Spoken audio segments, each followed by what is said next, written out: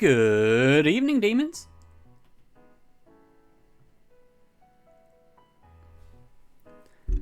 And how are y'all doing tonight? Hope you're having a decent Wednesday. I am... Oh, pardon me, sorry. Oh, something stuck in my throat. Good now. I am very excited. And a little nervous. Excited for two things. One, we are on Chapter 5 of Please Be Happy for Juliet's Route. And I'm very excited to see where this goes. The other thing is I am very excited and nervous for something actually related to Please Be Happy, actually to do with the studio that created it, Studio Elan. Historically, companies that make visual novels are not friendly with streamers, because they don't want, clearly they don't want people to just put up the entire visual novel on. Oh, pardon me, sorry. I just ran down from dinner. What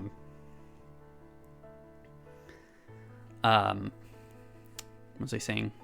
Right, yeah, so typically, VN devs don't want you putting up their whole thing on the internet for people to watch because, that'll affect sales and whatnot.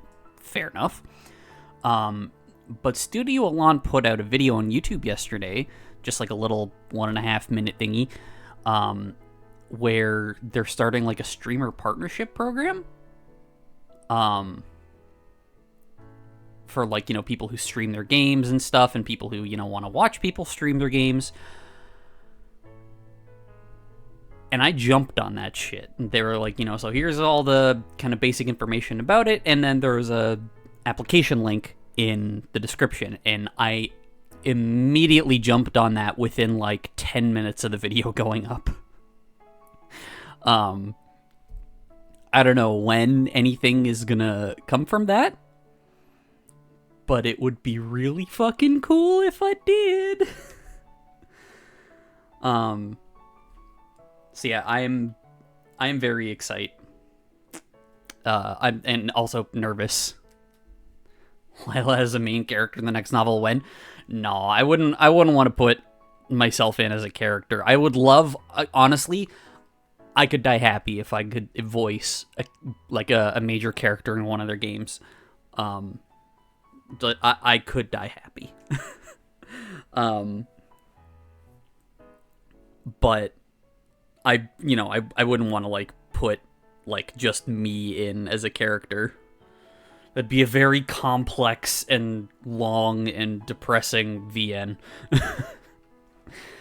But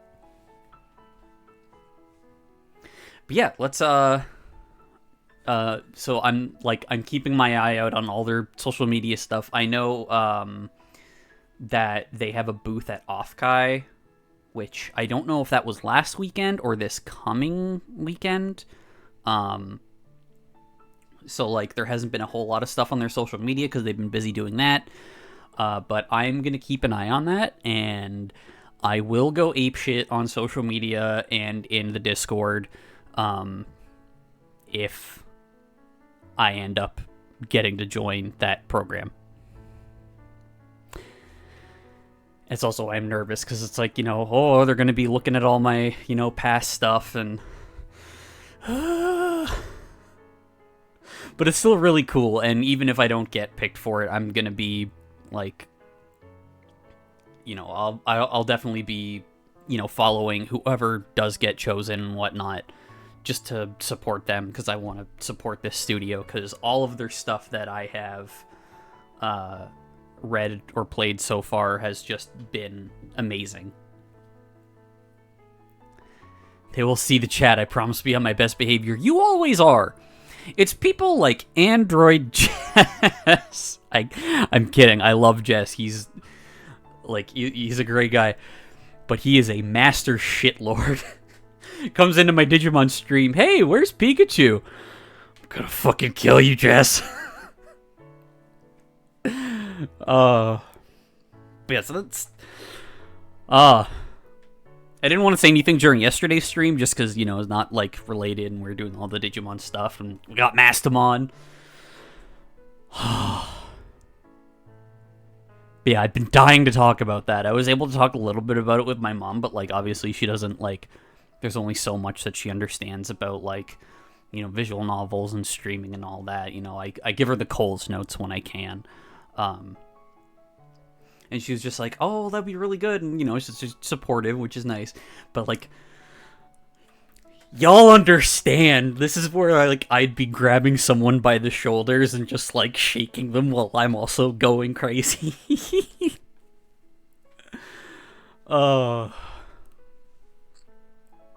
Okay. Actually gonna get my shit together now.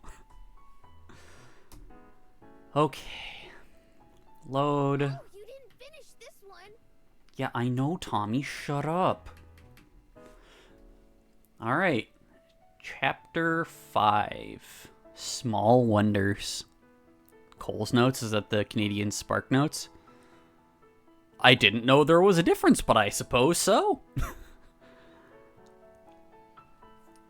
Actually, yeah, I remember hearing about Spark Notes when I was younger, but that was because, like, I had some friends who moved up from the States when I was in high school. So yeah, I suppose it is.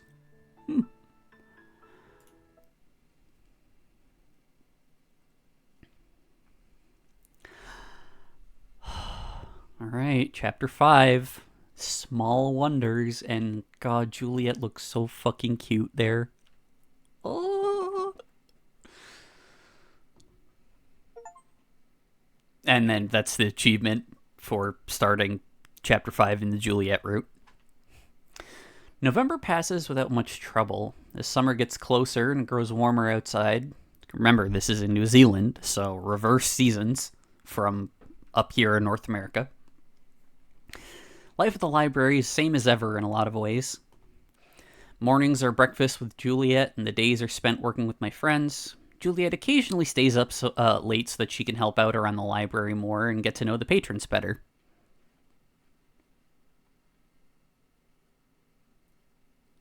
Cole's Notes predates Spark Notes by 50 years? Jesus, that's a lot. We have them as Cliff Notes. Oh. Well, that's neat.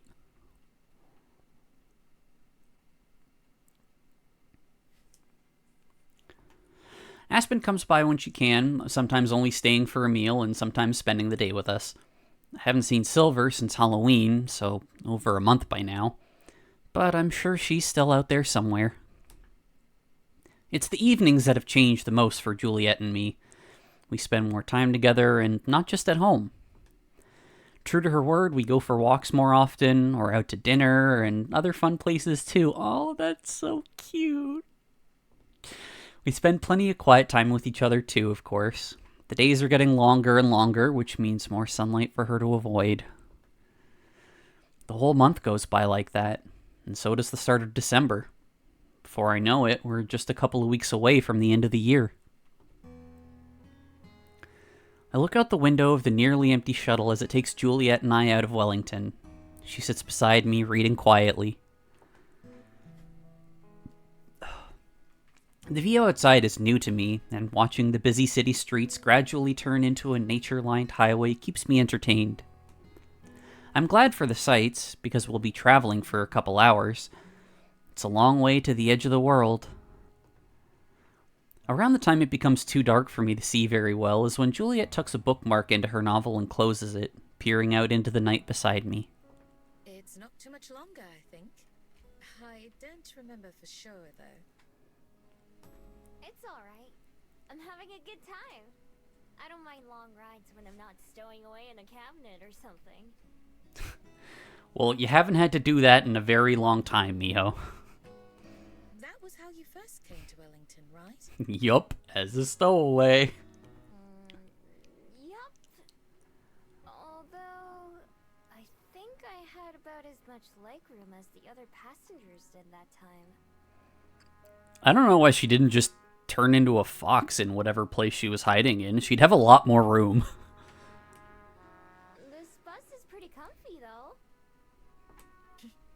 Indeed. I'm glad it runs through the night.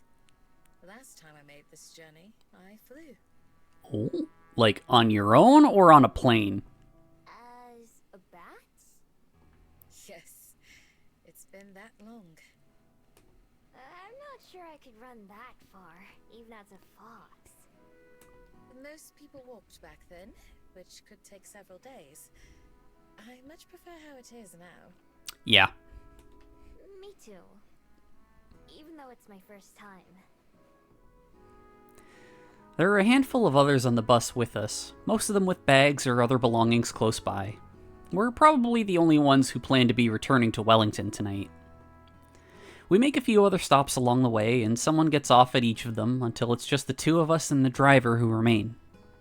Going all the way to the edge? That's an interesting voice. Yes.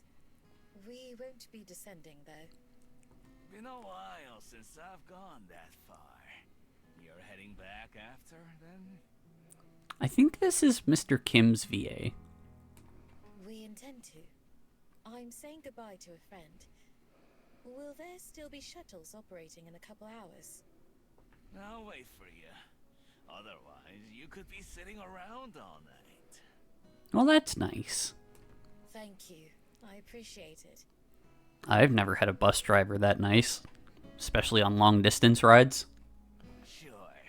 I'll be there before too long. Okay, yeah, no, I'm positive that's Mr. Kim's voice actor now. The farther we go, the narrower the roads start to become again. The trees and foliage also thin out until they practically disappear. Finally, the shuttle pulls into a small, unpaved lot. Juliet leaves her book on her seat, and the two of us disembark. I mean, if he's gonna wait for you, you might as well. Oh. There, under the moonlight, I get my first look at the overworld's edge. Oh, so there's actually just, like, an entrance to the underworld here. That's cool. A metal fence runs along the abyss, seeming to stretch forever in either direction. It's similar to the one at the top of Mount Victoria, but much taller. Out beyond the fence is the open air and nothing else. Just pure, endless nothingness. More stars than I've ever seen in my life decorate the sky. It's windier here than it is in the city, windy enough to be loud. A short footpath leads past a small, empty building. Grass covers the area where we are, but fades into dirt and rock not too far away. The path ends at a small entryway that makes the only gap in the fence. It's nicer than the rest of the area. I can't imagine the lift itself has changed very much since Juliet arrived here. Yeah, it looks old, and if I had to guess, that looks like Japanese on the top, but it could also be Chinese. A shadowy figure stands there waiting for Juliet. Oh, this is that guy. Shit. Was it Ezekiel? I gently nudge her forward. Take your time. Oh. Thank you, dear. I'll try not to be too long. Oh, she called me oh dear. I love this. I watch as she strides ahead, meeting with Ezekiel in the shadow of the arch. I did get the name right. I knew coming out here that their conversation would be between them alone.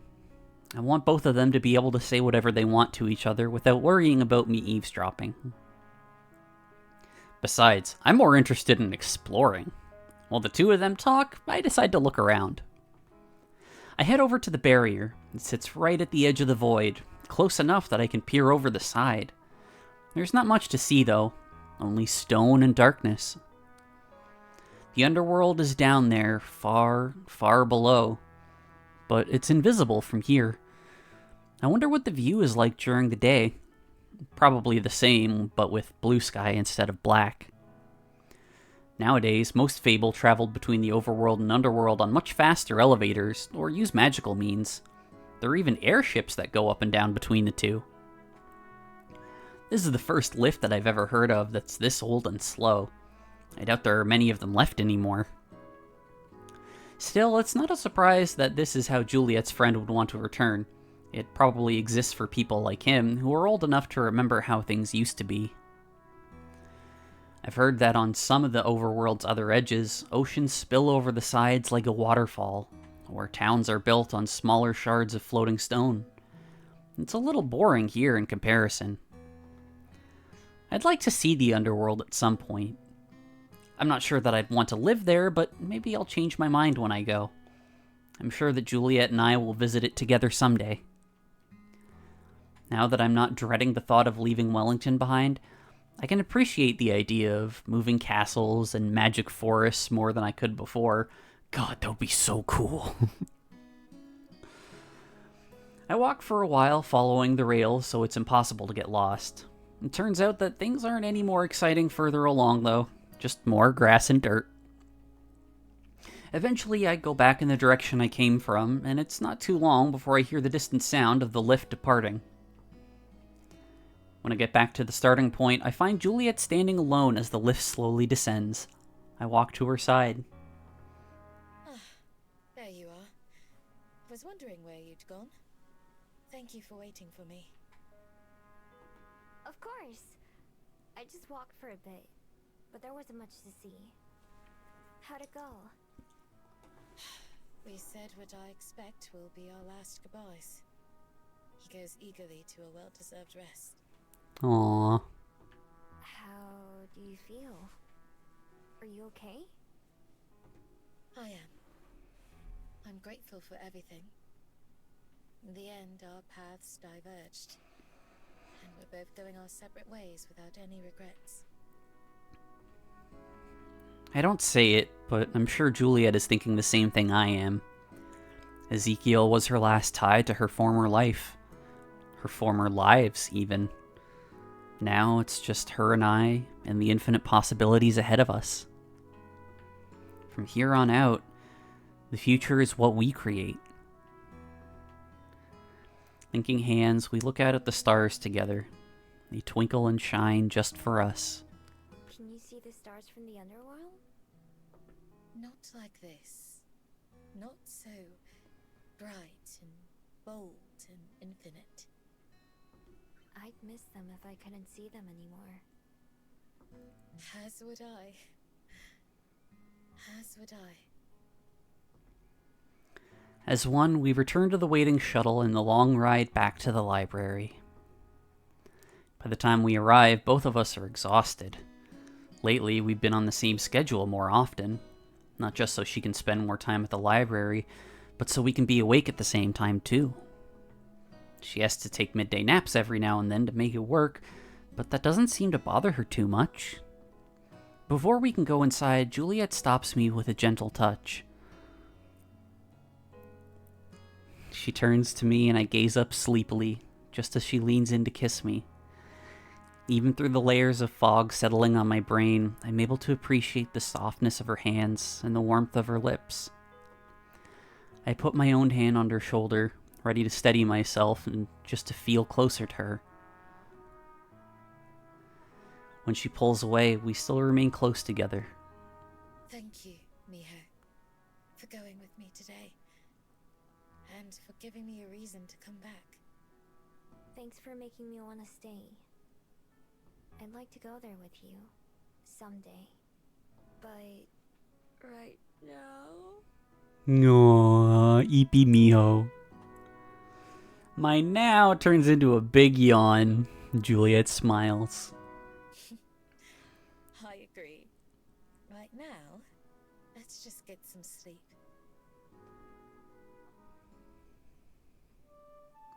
When I wake up for breakfast, I find Juliet frowning in the kitchen. Morning! What's wrong? She has the fridge door open and is looking into it intently. Good morning. It isn't a big deal, but I could have sworn there was still half a block of cheese left that I was going to serve at breakfast today. But now I can't find it. Did you have it for a snack? Nope. Maybe we ate the rest of it yesterday. There was cheese on our sandwiches for dinner. That must be it. I just forgot.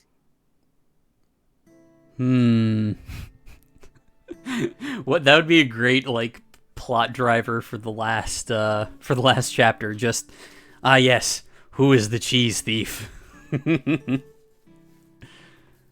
okay. I'm fine with toast and eggs like always. Silver coming in for midnight snacks? That's possible. That is possible. Coming right up. While Juliet prepares the food, I make us some tea. Juliet still does most of the cooking, but tea has become my responsibility a lot of the time.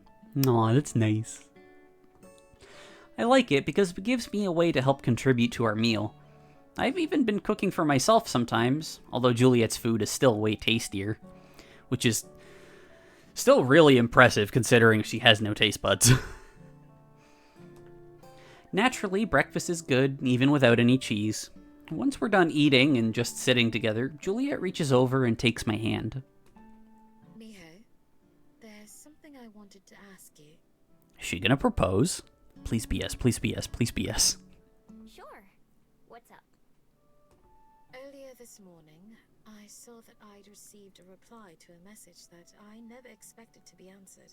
Oh, I know what this is. A couple months ago, I managed to find someone online that I thought might be related to your friend Zhang Ying, and reached out to confirm. They never got back to me, and so I didn't mention it to you. But then today, she finally responded and said that yes, they are distant relatives. Aww. She said that if you'd like to talk with her, she'd be happy to tell you a bit about Zhang Ying, or at least what she knows. Is that something you'd like to do? Oh. Wow. I guess you wouldn't be shocked that I never even thought about them maybe having a family. I thought that might be the case. You're welcome to think about it and get back to me later. In my mind, Zhang Yin was always alone, but with me, they belonged to the forest and to the rest of the world equally. But it makes sense that they weren't really alone, and that they had people who loved them too. It hits me that there's so much I don't know about Zhang Yin. Really, I barely know anything. Every minute shared with me only represented a very small part of their life. In a sense, they may as well be a stranger. I'm a little afraid that knowing more about them could change how I feel about them too. But I decide that's a risk I'm willing to take. I'd rather know more about who they really were. Nah, I don't need to. I'd like to talk to her. Wonderful. I'll let her know then.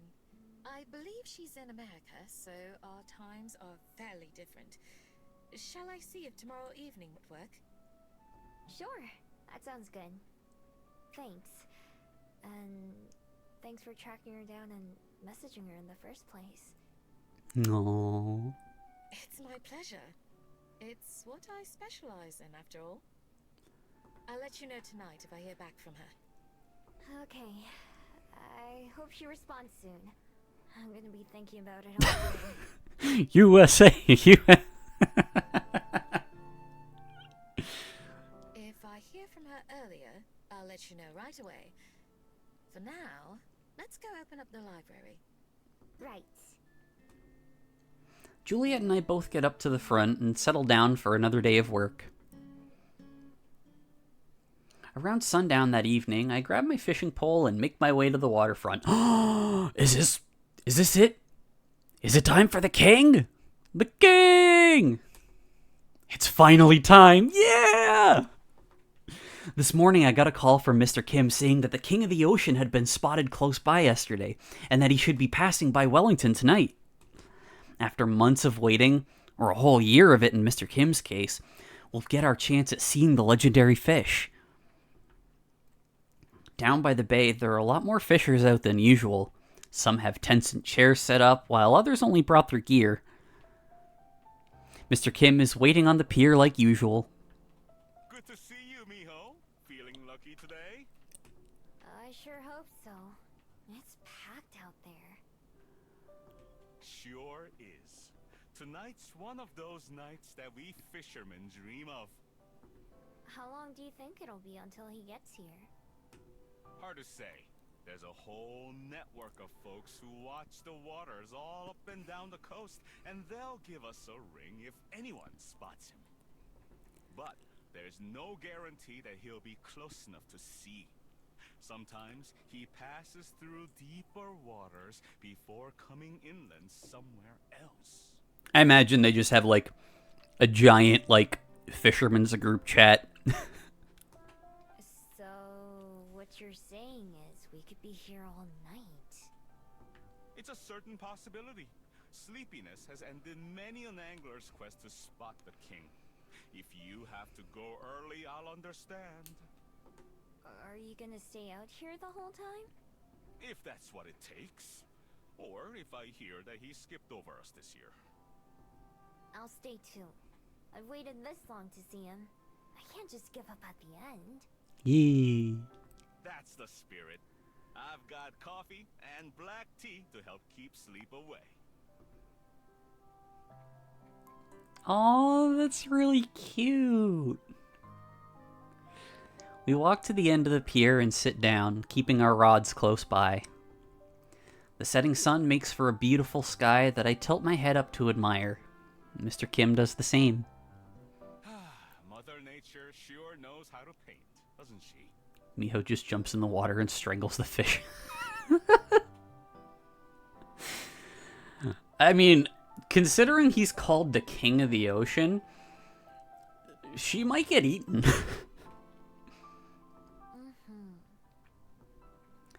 It's a little chilly, especially out here on the water, and I wrap my arms around myself to stay warm.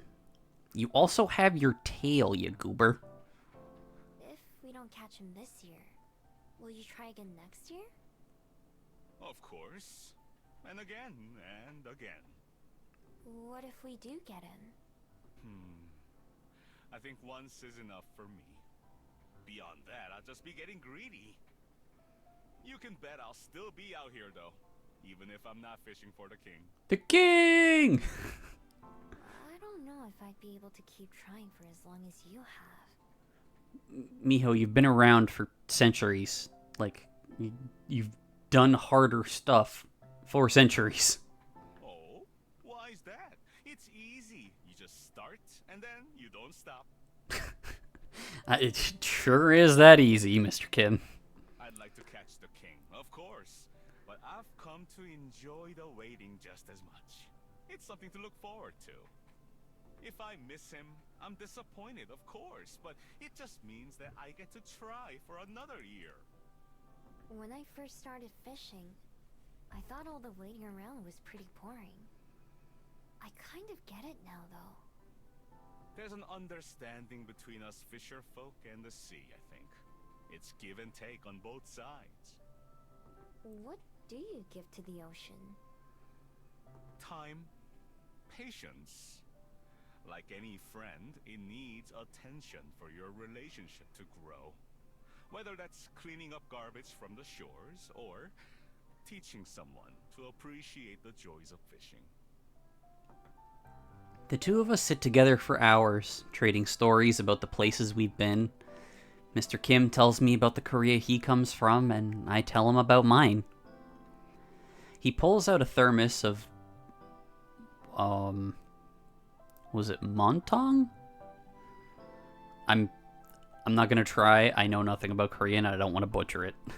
Spicy fish stew for us to share. It's as delicious as the dinner he shared with me a couple months ago. As the evening winds on, a lot of the fishers waiting by the shore gradually get up and go home. I guess they must be getting tired of waiting. Mr. Kim and I pass some of the time by fishing for other things, or walking around and giving our legs a break. As twilight starts to come to an end, my ears twitch, picking up the sound of distant shouting.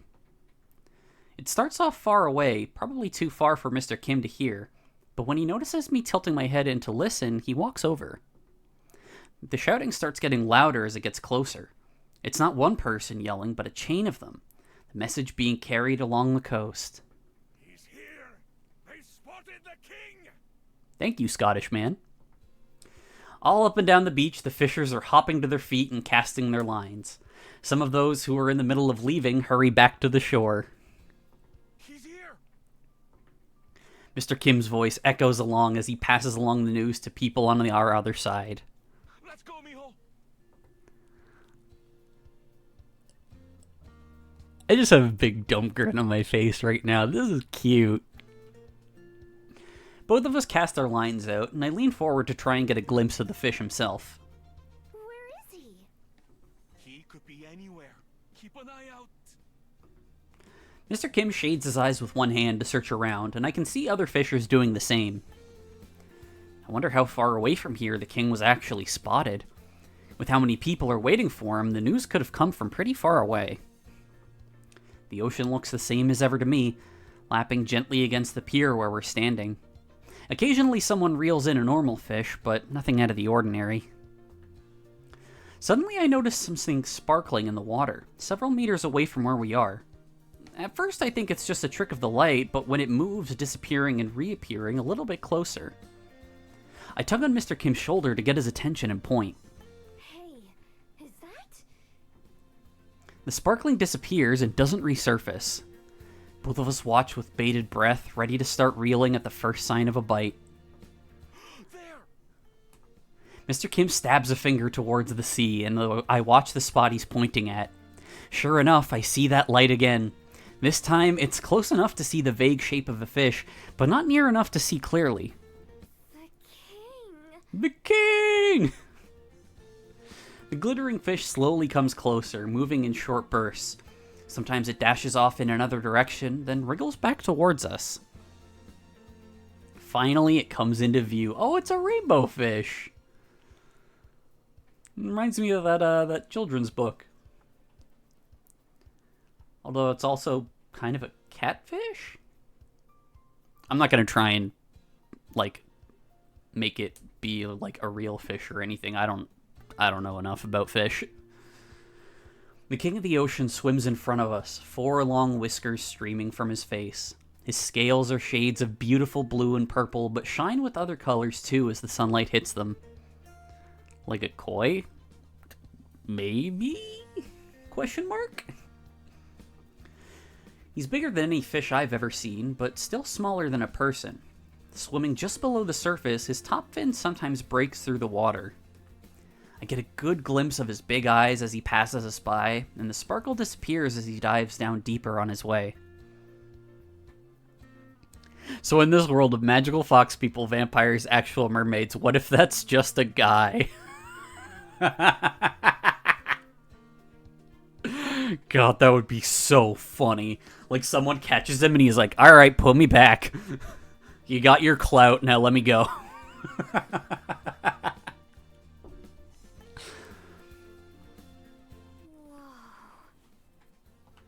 Whoa, indeed! I've never seen him that close before. This must be my lucky day after all. Even though he didn't stop for us, my heart races with the thrill of seeing the king at all. That was worth the wait. He was so far out that I'll bet a lot of the fishers on the shore didn't get to see him at all. Glad you think so. Well, I wonder where he'll be. Mr. Kim cuts off mid-sentence as we both see the same thing. The sparkle of the king's scales reappears near the pier. Say that 10 times fast. The king comes closer and closer and then dives down again and disappears.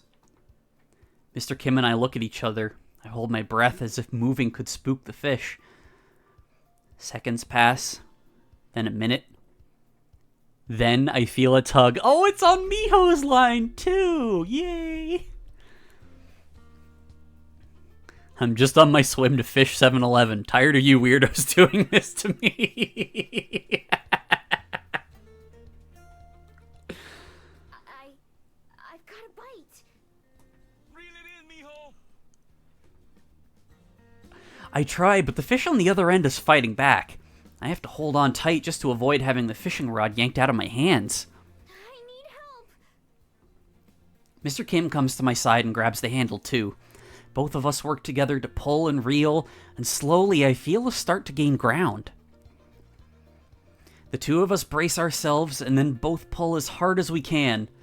With a huge splash, the king breaks through the surface of the water, dangling from the end of our line. He hangs there for a moment, looking at us like he's judging us. The two of us stare back in silent awe as I realize something.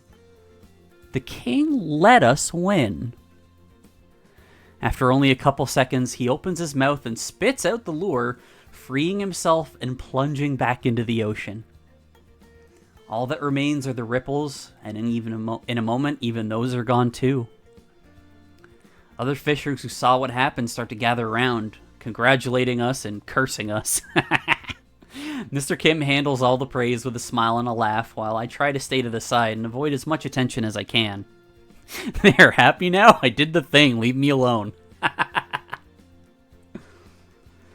It takes a while for the crowd to disperse before finally leaving us alone.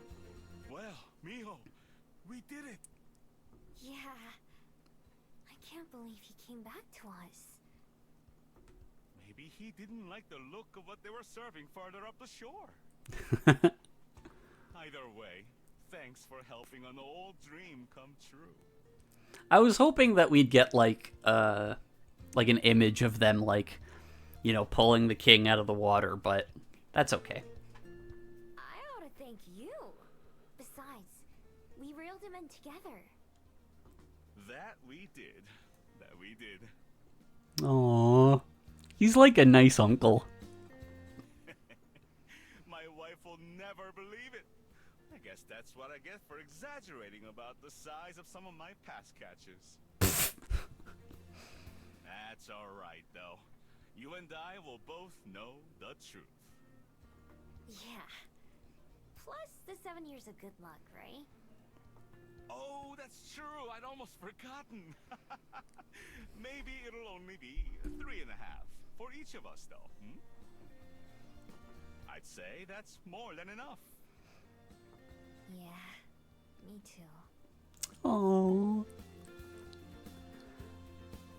The sun has fully gone down by the time Mr. Kim and I pack up to head home. Before he climbs onto his bike, he gives me one last wave. Well, we won't be preparing for the king, but will I see you down at the fishing spot again? Of course! I've still got a whole lot more to learn. That's the spirit. Until next time, Miho. See you later.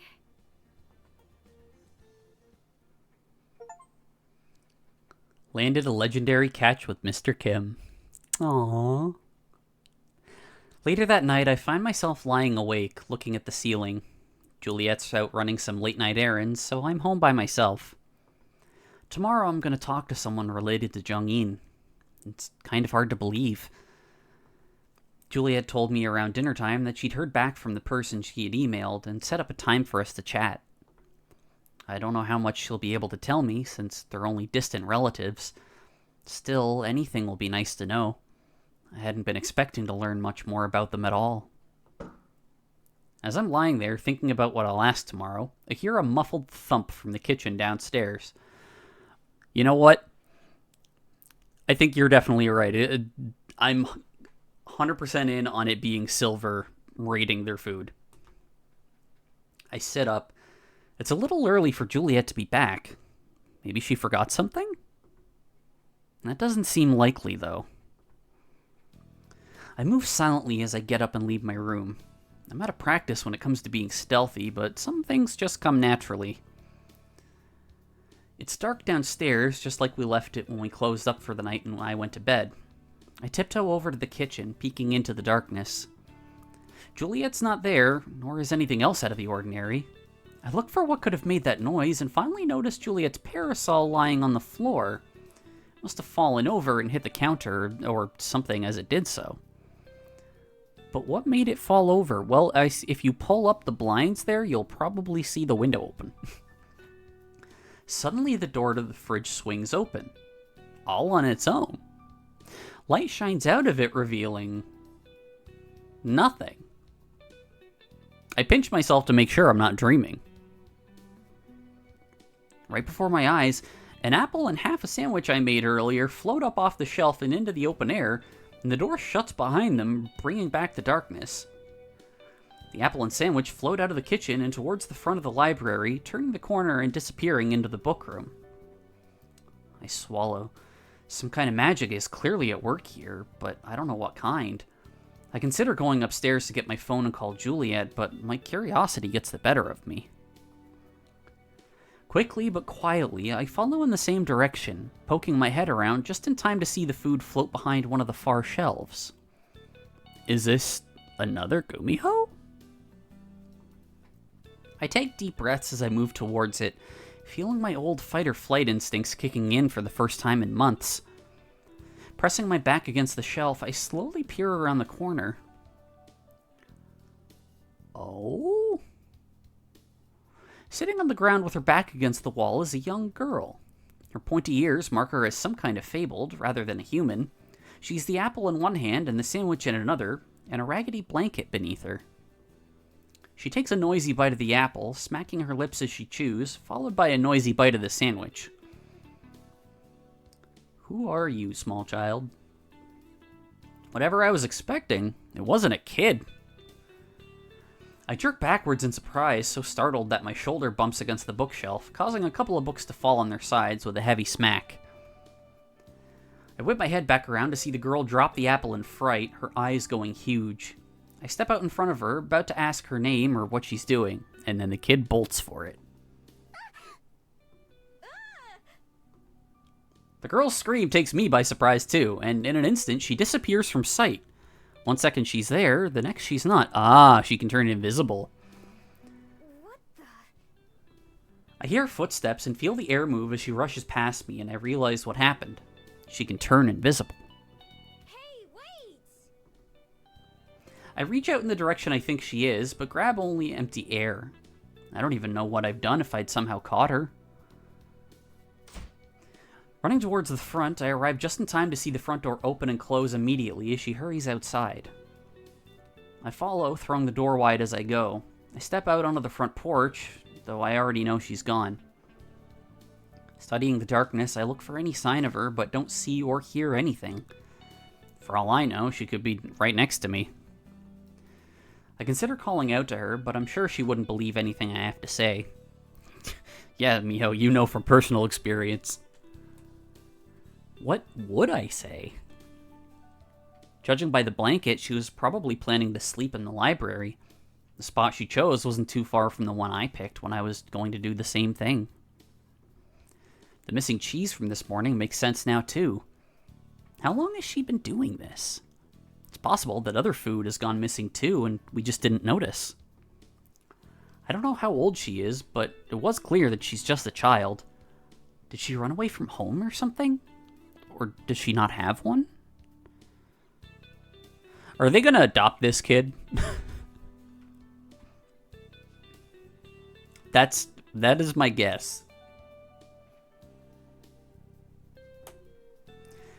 It's a comfortable night out without any threat of rain, which is a relief. But I know that even the best night outside doesn't really compare to having a roof over your head. I stay out front for a little while longer, but of course she doesn't come back. Or at least she doesn't show herself.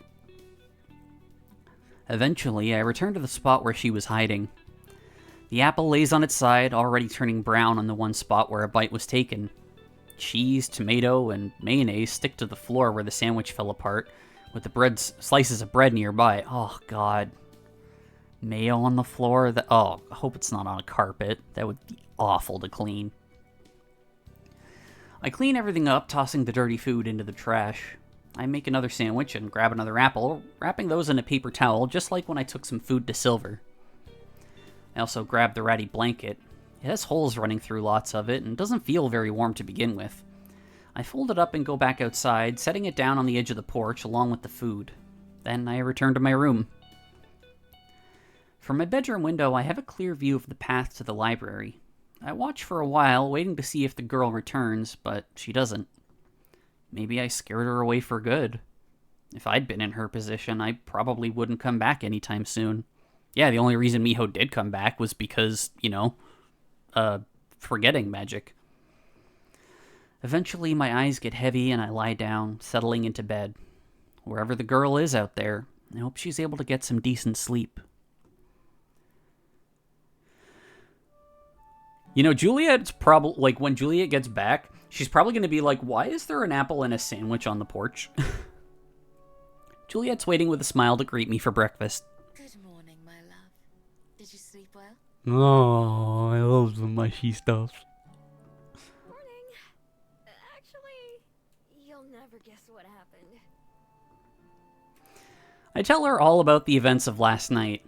As I expected, Juliet seems more concerned about the girl's condition than she is the stolen food. Worry creases her brow as she serves us our meal. Did you see a blanket with food on it when you got home? No, I didn't.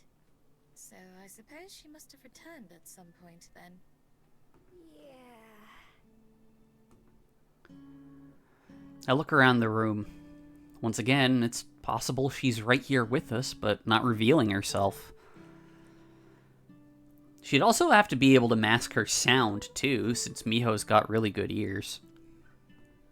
Maybe I'll see her again. If I do, what should I say? I'm not entirely sure. I can only imagine that a child who has to steal food is living with difficult circumstances. But without knowing what those are, it's hard to say how we could help her. Or if she even needs help. That as well. Of course, Juliet goes straight to offering assistance without even having to think about it. It's basically where my thoughts were headed too, though. Oh, they're on the same wavelength now. From the moment I stood upright, I had my survival instincts to keep me safe, and I was able to adapt to my new life as a thief pretty quickly. It's possible that this girl has been living the same way for a long time, but still, she's too young to have to. Well, I'll keep an eye out. If I do see her, I can try to learn more about her. At the very least, maybe we can find out where she came from. Yes, I think that would be for the best. I'll keep an eye out as well. On a lighter note, this arrived for you yesterday. Oh? Juliet retrieves a small envelope from the kitchen counter and hands it to me. She must have gotten it from the mail this morning. I take it and look over the names. This is the first time I've ever seen something addressed to me. It's from Cello! Oh, that's so cute! She actually did get a letter from Cello. That doesn't happen in the other route. Juliet nods happily. I'd forgotten all about my promise to keep in touch with her. I'm glad she remembered. I use a nail to carefully open the envelope and slide out the folded paper inside. Dear Ms. Miho, Oh, this is so cute. how have you been? Life here in Amarina has been very busy ever since we got back from our trip. First of all, you and Ms. Juliet might be glad to know that we got a perfect score on our project. Even our teacher said that she learned a lot about Wellington. That's so good. It was a little embarrassing to put on a play like that, but I had fun in the end. I think Pippa did too, although she would never admit it. And of course, Armand had a great time. He can't stop talking about how he'd like to visit Wellington again.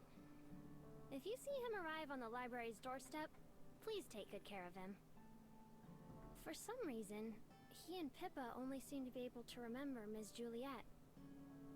I guess that probably doesn't surprise you, though. I promise that I won't forget, at least.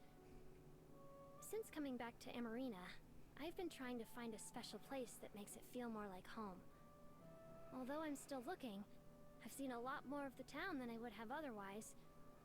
I still miss the ocean, but I'm learning to love the rivers and canals more. If you ever come to Amarina, you'll have to try riding one of the gondolas. Usually I prefer swimming, but being on one of the boats is nice too. One of the companies that runs them even has a cute cat mascot, and he'll let you pet him if you're nice. Ah, kitty! I hope that you're doing well too. I'm looking forward to hearing about anything exciting that's happened. Please say hello to Ms. Juliet for me, and Happy New Year to both of you. Your friend, Cello. Aw, what a good kid. Still don't know why she's able to remember Miho. Maybe it's just a mermaid thing. When I'm finished reading, I tuck the letter back into its envelope so it won't get damaged. She says she's good grade on their project. She also wanted me to tell you hello and Happy New Year. That's very sweet of her. I'm glad to hear their play was well received. Me too. She also said she's starting to like the town she lives in more too. Having some time away probably helped give her a bit more perspective. It's nice that she's finally settling in. I put the letter safely in my pocket so it won't get damaged. I'll write her a reply when I can. Our food has gotten a little cold because of all the talking, so we eat it quickly before it gets much later. After that, it's time to start work and the rest of our normal routine. Between my upcoming call this evening and the mystery of the hiding girl, there's a lot on my mind, and I'm sure on Juliet's too. Still, even though the hours pass by slowly, I make it through another day until it's almost time for my call. When it's finally time for my meeting, Juliet helps me get set up on her computer and then lets me take it to my room. I adjust the screen until I can see it properly, and then I wait. My nervousness keeps building until I nearly jump when the call finally comes through. As the ringtone plays, I take a deep breath and then I hit accept. It sounded more like a Skype knockoff than anything. The tiny person-shaped bubble on the notification dissolves, and for a second there's just a black screen. Then a woman appears. When the image comes into focus, she's squinting at the screen, probably waiting just like me. But then she smiles and waves as she's able to see me. Hello. Hi, I'm Miho. Nice to meet you. Thanks for talking to me. I'm Minsa. No problem. Gotta say, I was shocked when I got your friend's email at first. I thought it was gonna turn out to be some kind of scam, and eventually she'd ask for money. That's girlfriend? Thank you? I'm still a bit confused, though. So you were friends with my ancestor? Sort of. I met them when I was really young. I was just a regular fox back then. Wait. A fox? Like with 4 legs and pointy ears? What, do they not have Fabled in America? Look at her! Look at those ears! Yeah. After I met Jongin, I turned into the person I am today. Whoa. So that was a long time ago, huh? But you look even younger than me. Oh, that's just not fair. Well, that's what you get for being born a human. Trust me, it has its downsides. Both of us laugh, and I can't help but be relieved that she already feels easy to talk to. That explains a lot, at least. So, Jongin. You're the second person to ask me about them this year, you know? That's 2 times more than most years. Oh, someone else did too. Who was the first?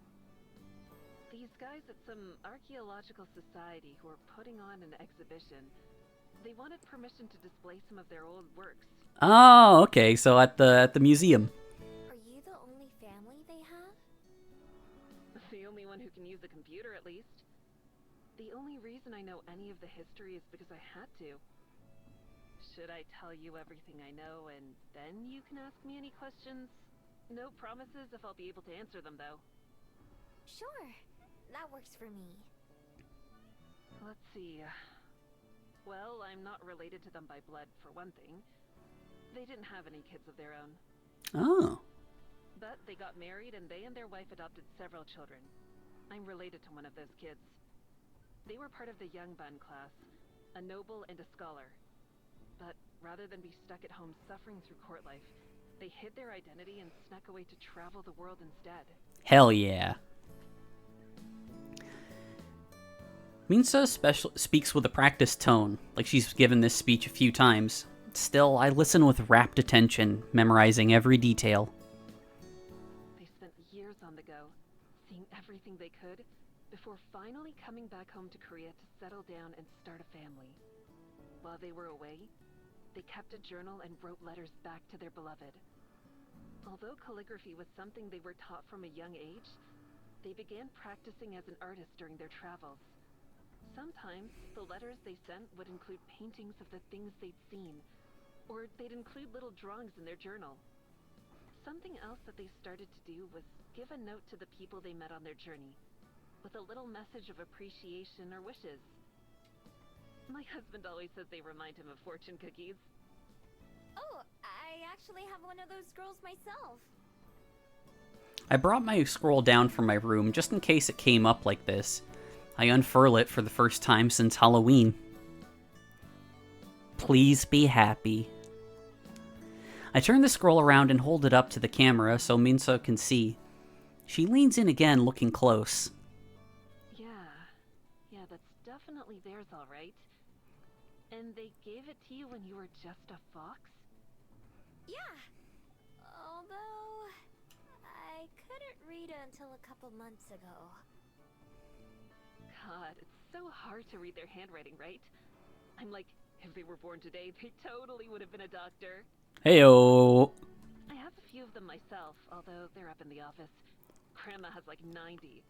She says she has one for every year she's been alive, and I definitely believe that.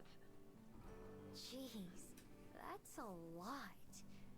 How many did they give out altogether? Who knows? If someone told me it was thousands, I'd believe them. I don't know if they gave one to every person they met, but it must have been close. Huh. I thought mine must be pretty rare.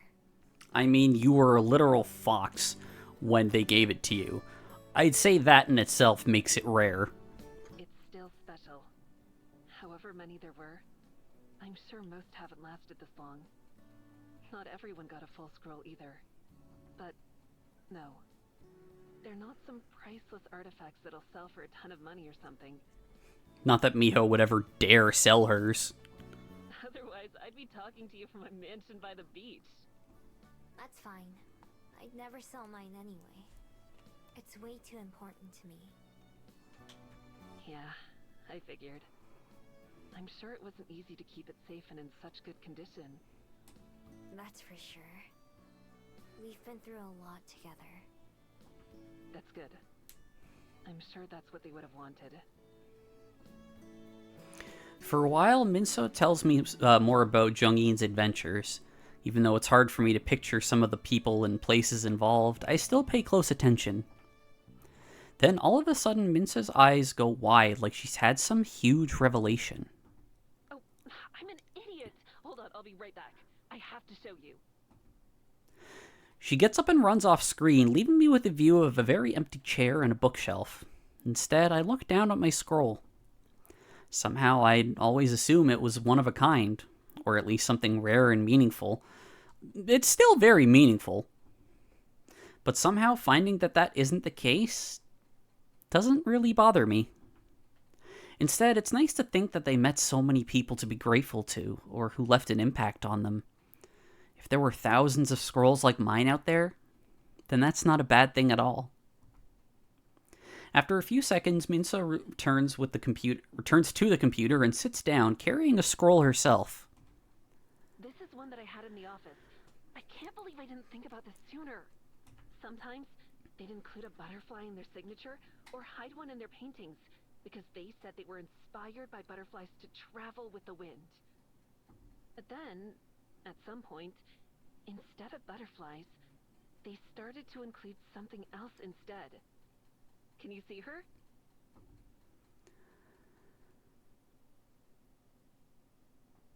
I've seen this before, and I still don't see it.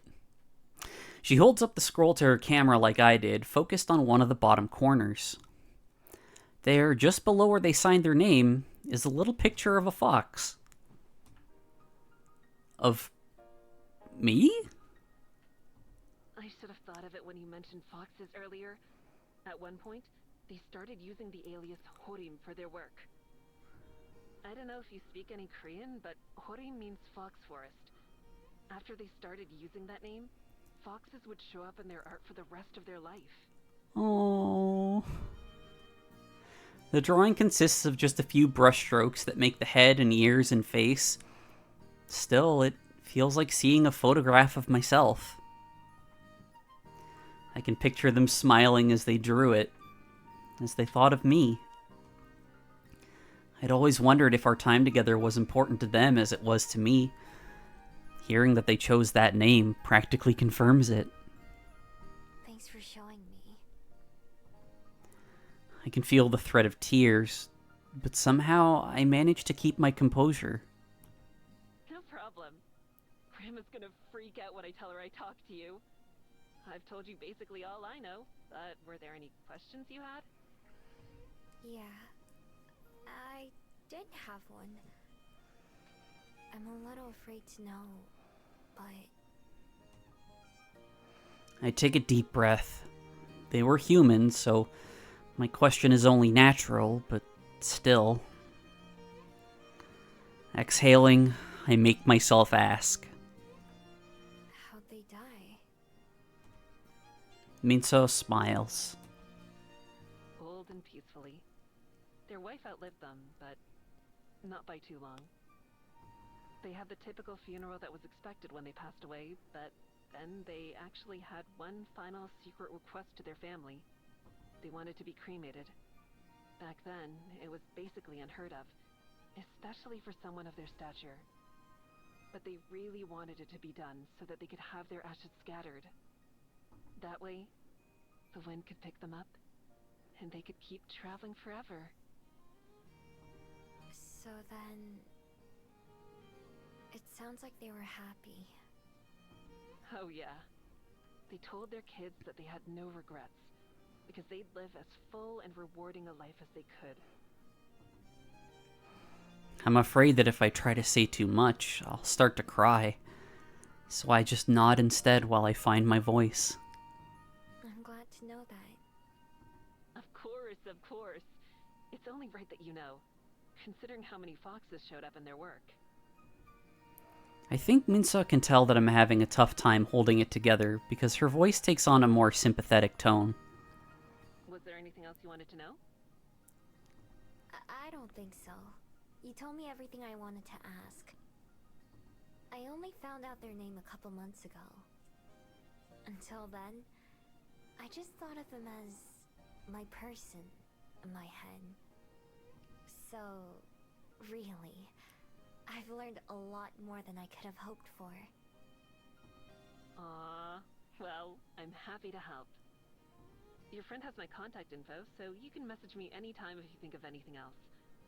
I guess, if you think about it, you and I are kind of like family, right? Aww. Since it sounds like they raised you just as much as they raised their kids. Like my whatever. Fox Ant. Really? She laughs. Sure, why not? The more the merrier, right? I think that's how they would have seen it too. Thank you. I really appreciate it. Oh, Miho, you sweet bean.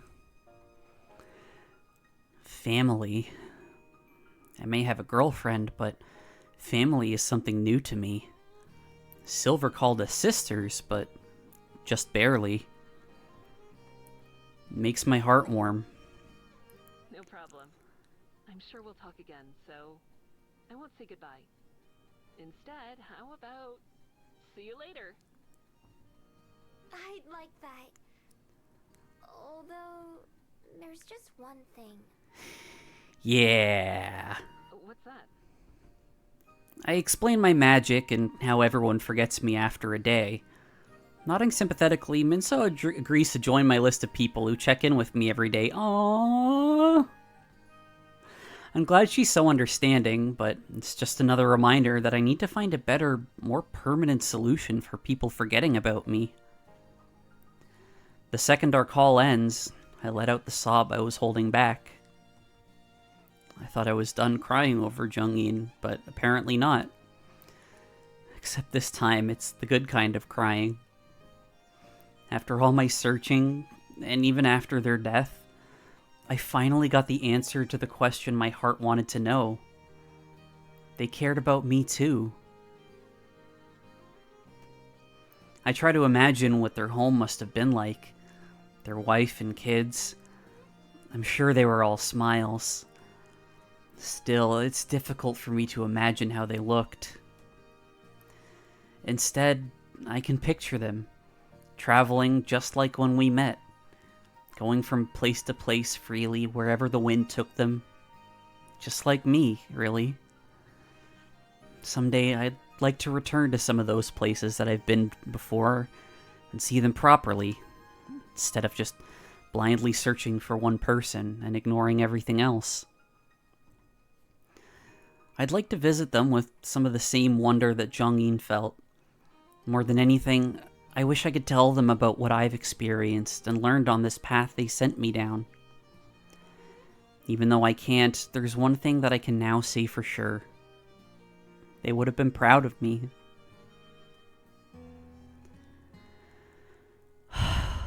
God, that bit always gets me.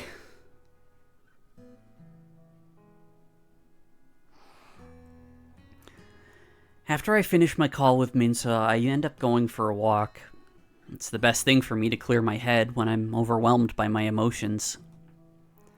I'm glad to know that Jung-in was just the kind of person I always imagined them to be. Warm, loving, and always looking for the next adventure.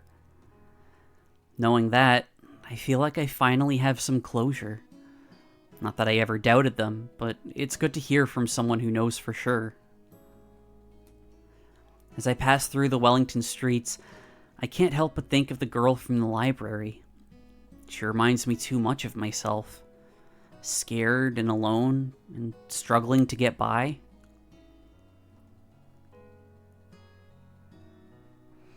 It's because we have so much in common that I know helping her will be difficult. The only reason I accepted Juliet's kindness was because she tracked me all the way down to my den, and because I was confident enough in my ability to get away if things went wrong. While that turned out to be the best decision I ever made, at the time I was full of doubt. I can't really blame the girl if she feels the same way. Passing by the Bell House, an idea strikes me. If I can't earn her trust with words, maybe I can try something else. Sweets. I stop by another bakery and buy a slice of decadent-looking chocolate cake. The person who cuts it for me places it in a fancy box with a ribbon on top. It costs me several hours' wages, so it better be good. Jesus. With my bait in hand... Bait? Really, we're just going there, huh? With my bait in hand, I return to the library and wait until nightfall to put my plan into action. I fill Juliet in on the details, and we agree it'd be better for her to stay upstairs, just so there's less chance of the girl catching on and getting spooked. Oh, okay. Like, for Juliet at night. We haven't had any more food go missing or move around today, so we're not even sure if she's around. I keep an eye out for the scruffy blanket or any other indicators, but I don't see anything out of the ordinary. Well, I won't be too disappointed if I end up having to eat the cake for myself. After finishing dinner, I take the slice out of the box and put it on a plastic plate, and then put that back into the fridge. Then I go up to my room to wait. I watch TV for a while, but keep the volume low, and rest my eyes without actually falling asleep. I keep my door open just a tiny bit, but not enough that it would be obvious from downstairs. Finally, around midnight, I hear a noise from below. I crawl out of my room and down to the kitchen, where a tiny bit of light is emanating from the fridge. Sure enough, it's the girl again. This time, she doesn't bother taking her prize back to the shelves, or even turning invisible. She stands in plain sight with the plate in one hand. She devours the cake, not even bothering to use a fork. Instead, she just uses her fingers, tearing off one bite at a time. Her face and hands are covered in chocolate and frosting. She's so distracted that she doesn't even notice me approaching, although I make sure to not block her off from the front door so she doesn't feel trapped. Hey. Her reaction is the same as yesterday. Bug-eyed, she drops the plate and what little is left of the cake as she hops backwards, before realizing she's just put herself away farther from the exit. I stay still, other than holding up my hands to try and show her I don't mean any harm. It's okay. You're not in any trouble. I bought that cake for you. I try to keep my voice calm and low, and as close to how Juliet normally talks as I can manage. The girl whips her head back and forth, probably looking for anyone else who might be hiding from her, as she angles herself towards the door. She doesn't turn invisible, at least. I won't try to stop you if you want to leave, but I was hoping I could talk to you. The girl stares at me mistrustfully from the other side of the room. I wonder if she can even understand me. Lowering my hands to my sides, I maintain my distance, trying to look as not scary as possible. I'm gonna turn on the lights, okay? No response. I decide to just go for it and flip them on. Although she blinks at the sudden brightness, it doesn't seem to make her run any further. You were hiding out in the library, right? And sleeping on the floor? More staring. I notice she doesn't have her blanket with her. It's okay. I'm not mad. Neither is Juliet, the other person who lives here. Maybe you've seen her around. At last, the girl gives a slow nod. Taking that as a good sign, I put on my friendliest smile. I did the same thing before. I was hiding behind some of the shelves and Juliet found me. I thought she was gonna kick me out, but she was actually really nice. Kiddo's hands are at a weird angle? Yeah, kinda. She let me stay in one of her extra beds and even gave me some food too. I bet you're so hungry, right? Even after the cake? Another reluctant nod. She hasn't moved at all since I started talking. I can make you a sandwich or something if you want. That's what Juliet made for me. Do you want one? This time she doesn't respond, just stares at me from afar. You don't have to if you don't want it. We just want to help you out, since it seemed like you might be in trouble. Finally, the girl points at me. Ain't you a wolf? Oh! Am I... Huh? Your ears. Wolves eat little girls. Adorable, but no. Takes me a second to process what she said. At least she can talk. Oh, no. I'm not a wolf. I'm a fox. Look. I hold my arms out and transform, shifting into a fox. The girl's eyes go wide again, even bigger than when she was running away. I turn in a small circle to show her, fluffing out my tails, but I don't get any closer. Then I change back. See? I've never eaten someone. Promise. The girl watches me, trying to decide if she believes me or not. Even though she's so young, I can imagine what she must be thinking and feeling right now. Trying to weigh up the dangers of sticking around versus just getting out while she can. I couldn't really blame her if she decides not to trust me. Even though I'm being honest, there's no way she could know that for sure. It's a dangerous world out there. I can change too. Watch. Taking a deep breath, she puffs out her cheeks and then disappears from sight. Whoa. That's really cool. Bet it comes in handy a lot, huh? She reappears a few steps away from where she started. She nods. Before I started living here, I had to steal all my meals too. I would have loved to be able to turn invisible like you can. She nods again. I can see her relax a little bit, slouching her shoulders, although I'm sure she'd still take off if I made one false move. I decide to keep going and stop if it feels like she gets uncomfortable. Anyway, my name's Miho. What's yours? Lyra. Oh, this precious is very close to me. Oh, Lyra. That's a nice name. Do you want me to make you that sandwich? swallowing, she licks her lips. You can come with me, or I can bring it to you out here. Why? Why what? Why are Looking at her face, I can see the conflicting emotions. The desire to say yes, while also being so uncertain. I probably asked Juliet that same question back then. I'm pretty sure she did. Because someone was nice to me once. More than once, actually. They helped me out when they didn't have to. Even after I stole from one of them. I'll bet you were only stealing food and hiding because you have to, right? I know how that feels. That's why I won't stop you if you want to go too.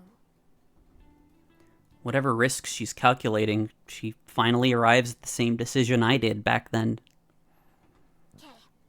I want it. Yee! Okay. Is the same kind as last night fine? Yeah. Aw, good kid. Opening the fridge, I take out a jar of mayonnaise, some slices of cheese, a tomato, and enough bread for 2 sandwiches. After a bit of thought, I take out a few slices of salami, too. I cut up the tomato as best I can, although the slices aren't as even and pretty as when Juliet does it. Juliet also has, years of experience, mijo, don't worry about it.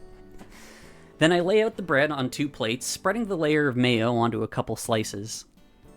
That's too much. Oh, getting picky now, are we?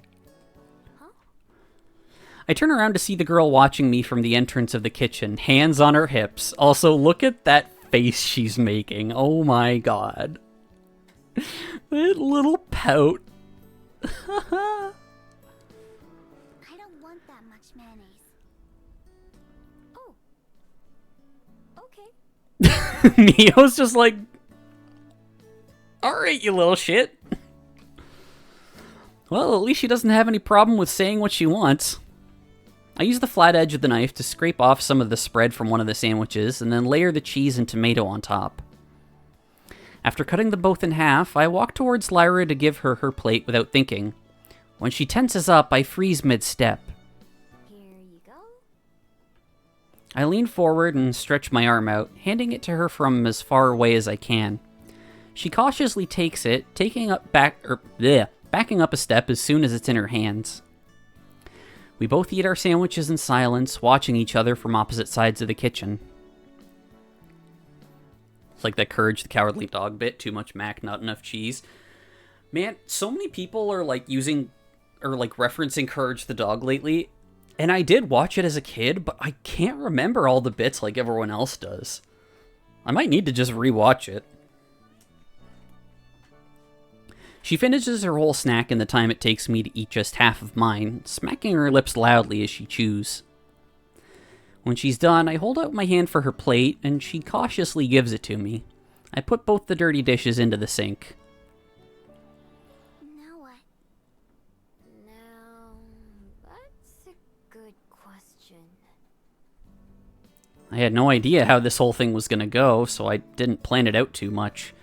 This is probably the point where I should enlist some backup. Is it okay if I go get my girlfriend? She's the one who owns this place. She'll definitely want to talk to you too. The vampire lady? Yeah!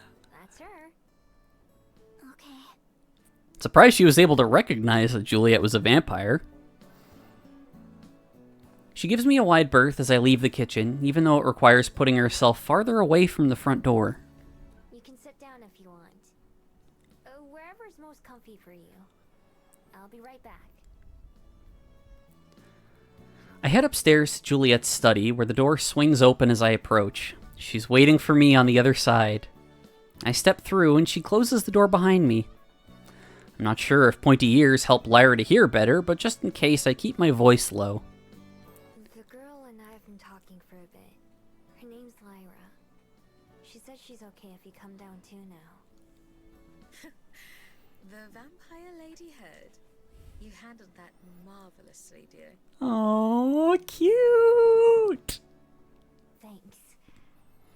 I just tried to think about what you would say for the most part. It helps that I know how she probably feels right now. I'm sure your sincerity helped a lot. For what it's worth, I don't think I could have done any better. Oh, I don't know about that. You're a lot better with words than me. Alright, quit flirting or the kid'll be gone. Words aren't as important as intentions. And I'm sure she could tell that yours were good. What do you think we should do now? I didn't ask, but I'm not sure if she has anywhere else to go. Let's go downstairs and talk to her. I have an idea for tonight, at least. I follow Juliet back to the kitchen, where Lyra's taken a seat at the dining table. She tenses up as we approach, but Juliet also keeps a respectful distance. Good evening, Lyra. My name is Juliet. It's nice to meet you. Miho told me the two of you spoke for a while. Would it be okay with you if we sat down as well? Eyes flicking from me to Juliet and back again, Lyra eventually nods. Juliet and I pull out chairs and sit next to each other on the other side of the table from the kid. Would you mind if I asked you a couple of questions? Axed. You don't have to answer anything you don't want to. Okay. Oh, sweet kid. So this is okay. So in the Aspen route, you find a wild duck. You find like a golden retriever puppy, who also steals a sandwich, but it steals the sandwich from Aspen's purse. And then they eventually adopt the dog. So I'm guessing that instead of the dog, now we have Lyra. Keep getting their sandwiches stolen, though. Thank you. Would I be correct in assuming that you've spent a few nights sleeping in the library? What if Lyra is still a dog lady?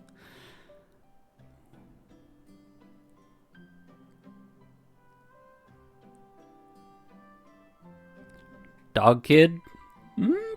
Possible, but I don't know of any dog creatures that can turn invisible. Yeah. I had a blanket, but it's lost now. I see. If I may ask, does your family know where you are? Ain't got one. You don't have a family? Is there anyone that you live with? Or who takes care of you? Nah, I'm by myself. Is there somewhere that you live? Or usually stay at? Not anymore. Not anymore. Does that mean you did until recently? Yeah. The girl isn't exactly forthcoming with information, but Juliet takes it all in stride, maintaining that calm, even tone that I was aiming for. May I ask what happened? Lyra looks down at the ground, bringing her thumb up to her mouth and biting her nails. Now that it's not a yes or no question she's being asked, she seems less inclined to answer. You don't have to tell me. But if there's someone out there who may be worried about you, then wouldn't it be nice for them to know that you're safe? There ain't. I left. As in, you ran away? Yeah. They were bad. Mean. They hurt me. So I left. Yeah, valid reason, kid. Your family? Nah. My parents died.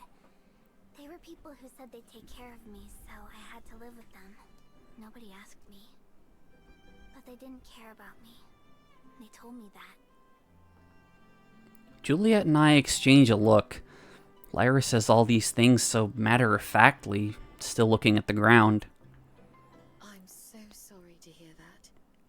Both about your parents and the awful situation you were put in. I'm very glad you were able to get away. Really? You believe me? For the first time, there's a flash of excitement from the girl. It's impossible to know if she's telling the truth, but we don't have any reason to doubt her. At the very least, it would make sense why she's so skittish. I don't see why I shouldn't. I tried telling people, but they didn't listen. Said I was making it up, but I'm not. For the first time since I started talking to Lyra, she raises her voice emphatically. Her fists are clenched, and she looks at both of us like she's trying to see if we mean what we say. I've met plenty of mean people too. I know how awful they can be. Her sharp glare slowly dissolves as two big tears well up in the corners of her eyes. Her lower lip quivers. Nobody ever believes me. There. You're safe now. We believe you. I expect her to start crying, but Lyra manages to keep it together. She wipes away the tears and then goes back to glaring. I won't go back there. No one can make me, so don't even try. I mean, you can turn invisible. What the fuck are we gonna do? We wouldn't dream of it. Can you tell me if you came from around here, though? I got on a bus and rode for a long time. I knew this was a big city, so I came here. I see. Fox sense of smell? True, but... I don't know, I think invisibility wins. I know that neither Miho nor I want to make you go back somewhere you were hurt. Or do anything you don't want to. We also don't want you to have to worry about finding somewhere safe to spend the night. Or finding food. If you'd like, there's an extra bed here that you can use, so you don't have to sleep on the floor. Tomorrow, we can talk more. Would you like that? Lyra sniffles a few times and blows her nose, kicking her feet while she thinks about it. Eventually, she nods. Okay. I guess that's fine. Perfect. I'm glad to hear it. I imagine you must be very tired already. Would you like to go to bed? Yeah. I'm sleepy. Oh, eepy kid. Why don't you follow me then? Juliet exits the kitchen, and after watching her for a bit, Lyra follows after.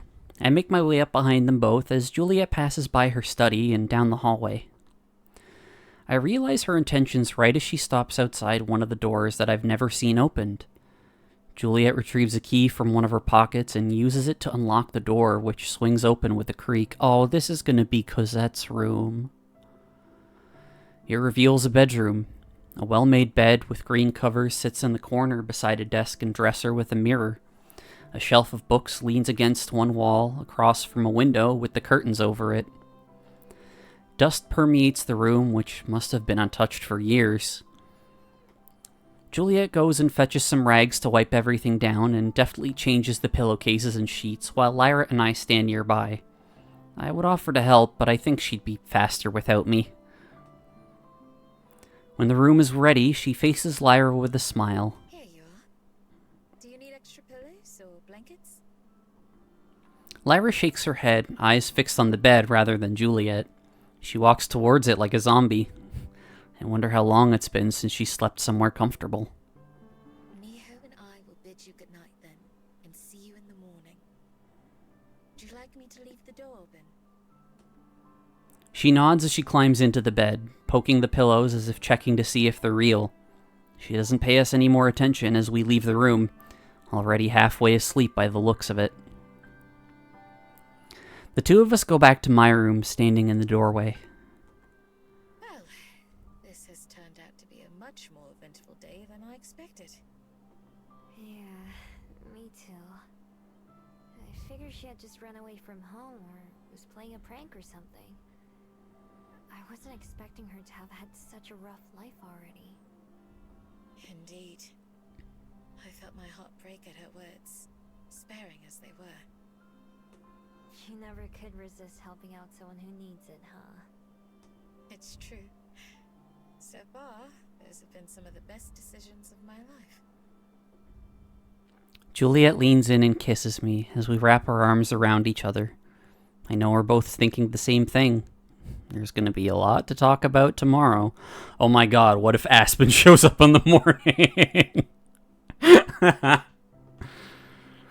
When we part, Juliet presses her forehead against mine. Shall we resume this in the morning?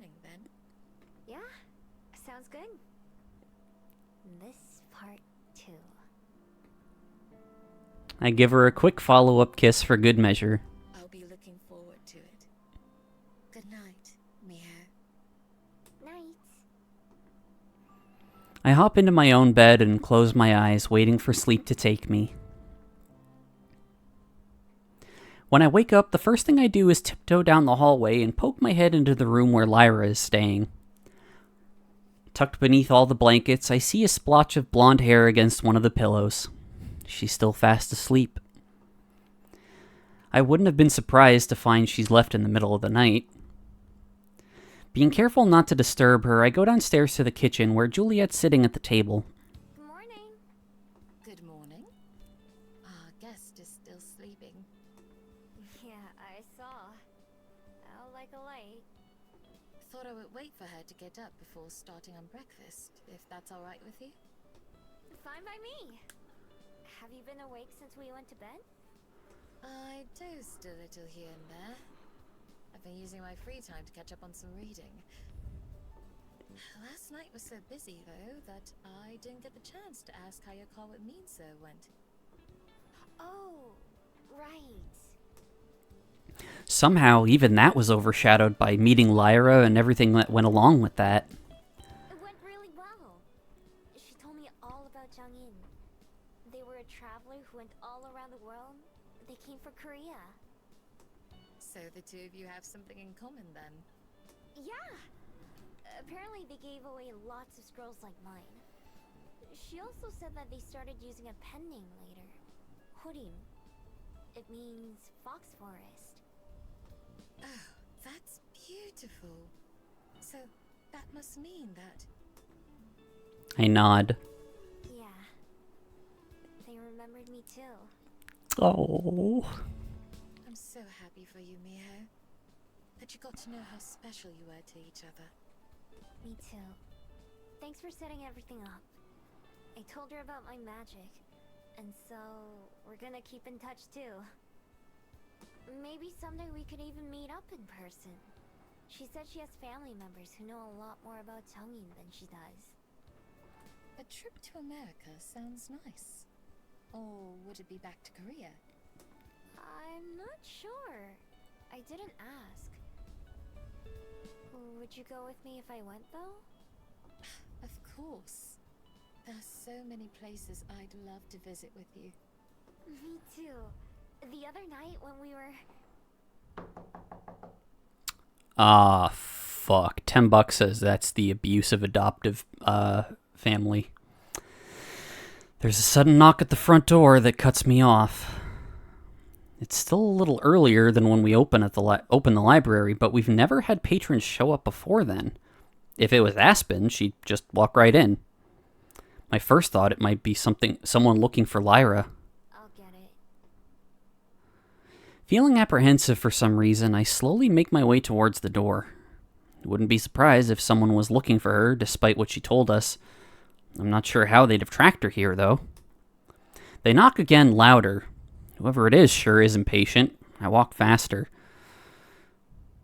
Silver, maybe? It'd be better than, the abusive people. I'm coming. I pull the door, which isn't even locked. When I see who's waiting, I can feel my eyes go wide. Silver? Ah! She took off the fucking edgelord outfit. It's so cute. The other Gumiho stands close, shifting her weight from foot to foot. The moment I open the door all the way, she darts in before I can even invite her inside. Hold on, what?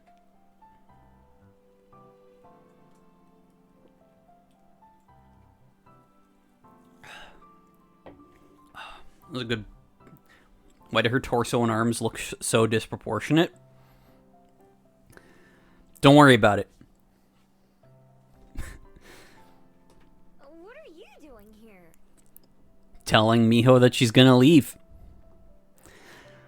It's all I can think to blurt out. Well, I was sure I'd see her again at some point, and I expected it to be at night like usual. This is only the second time I've seen her out during the day. Taking her typical approach of ignoring me, Silver just looks around, similar to the last time she came here. Finally, her restless gaze settles on me. I came to fulfill a promise. Promise? Yep, of telling Miho that she'll say hi again before she leaves. As I speak, my last words to her on Halloween come back to me, and I understand all at once. Oh, you're leaving. She nods. Just then, Juliet emerges from the kitchen. Silver tenses up when she sees her, but then relaxes. I'm reminded of Lyra yesterday. Ah, Silver. It's very nice to see you again. Silver stays silent. We're not exactly the most talkative group. We were gonna have breakfast soon, if you wanted to. I trail off as one more person enters my field of vision.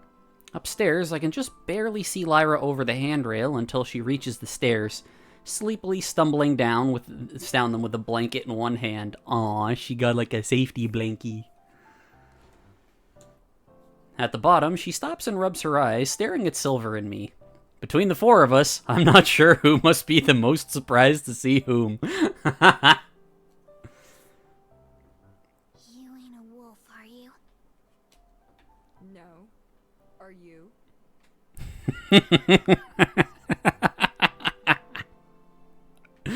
This is great. I love this. At least Lyra gets an answer. Apparently, deciding she's not in danger of being eaten, Lyra goes into the kitchen. With a small shrug, Juliet goes with her. I almost tap Silver on the shoulder, but catch myself and clear my throat to get her attention instead. Wanna go talk outside? She nods, and so I lead the way out. Even without her shawl, Silver looks out of place in the sunlight. She belongs in the woods, under the moon. Who is the child? Her name's Lyra. She was hiding out in the library and stealing food. So we told her she could sleep in one of the spare beds. The three of us were gonna have breakfast soon. You can join us if you want. I already know her answer before she even shakes her head. No. I simply came to keep my word. You have a strange choice of hobby when it comes to taking care of others. Well, she picked that up from Juliet. Is that weird? To me, helping out Lyra seemed like the obvious thing to do. Didn't even feel like a choice I was making, just something that needed to be done. But half a year ago, I probably would have felt the same way as Silver does. I guess it is something I've gotten used to. How very like you. Is that a good thing? Silver thinks about it for a bit. It's not a bad thing. I'll take it. I'll take it. Ha! I love when that happens. Coming from her, that's about the best I can hope for. Silver glances at me, then suddenly reaches for my throat. Instead of trying to strangle me, which is the first thought that crosses my mind, she grabs my necklace and inspects my bead. For someone who hates being touched, she doesn't seem to have any problems when it comes to my personal space. Still, I tilt my chin up, trying to let her see. Silver's eyes narrow, and after a bit she lets go. After it falls back into place, I instinctively put a hand against my necklace. So, it's almost your time. Yeah. Although, I don't really know what to expect when I'm ready. What do you mean? When I swallow it, sometimes, if I focus, it makes me think about the clouds or the trees. But I don't know what any of it means. What being a Chono means. I barely know about being a Gumiho. Silver laughs. You still haven't figured it out. I just told you I haven't. How do you know all this stuff anyway? It's simple. I don't doubt myself. Sure, it's that simple. Would it kill you to just give me a straight answer sometimes? In this case, it's the only answer I can give you. Besides, you're closer to the truth than I am. Oh? Silver holds her arm up, putting her shining bead into full view. For the first time, she holds it where I can see it properly. Although my bead is plain and round, nearly identical to the non-magical ones on my necklace, hers narrows at the middle, then widens again, like an hourglass. A few colorful bands run across it, almost too narrow to see. There's a red one, a blue one, even a silver one. When I squint, I can even see a faint spring green one as well. There are others, but I can't see what they are before she lets her sleeve fall again, hiding the bracelet. It's why I'll be leaving tomorrow. Just as your path has led you here, mine now leads me away. Tomorrow? I figured you were gonna be going soon, but not that soon. There's nothing left for me here. It's time I was on my way again. Oh. For as long as I've known her, I've hoped I could get through to Silver somehow. Help her see some of the things I was blind to myself. Especially now, just as we're starting to become friends. Or maybe now that we've been friends for a while. Either way, I wish she would stay. But just like when Juliet was contemplating leaving, I can also understand why she feels like she has to go. And unlike Juliet, there really isn't anything else tying her down to Wellington. Perhaps we'll meet again someday. Her tone is unusually gentle. I wonder if she'll miss me too. The sky is vast, and the road is long. Our paths might cross again. I hope so. Aw, mijo. Let me come with you tomorrow to see you off. Please. She closes her eyes, thinking. Fine. I'll fetch you in the morning. Early. Be ready. I will. Silver takes a step down, signaling an end to our conversation. But before she leaves, there's one thing I want to know. Wait. Yes. The girl you just saw in there, Lyra. What color was she? Silver's lips curve into a wry smile. As hopeful a blue as I've ever seen. Aww, that's good. Almost before she's finished talking, Silver transforms. Her fur sparkles in the sun, looking less out of place than her clothes.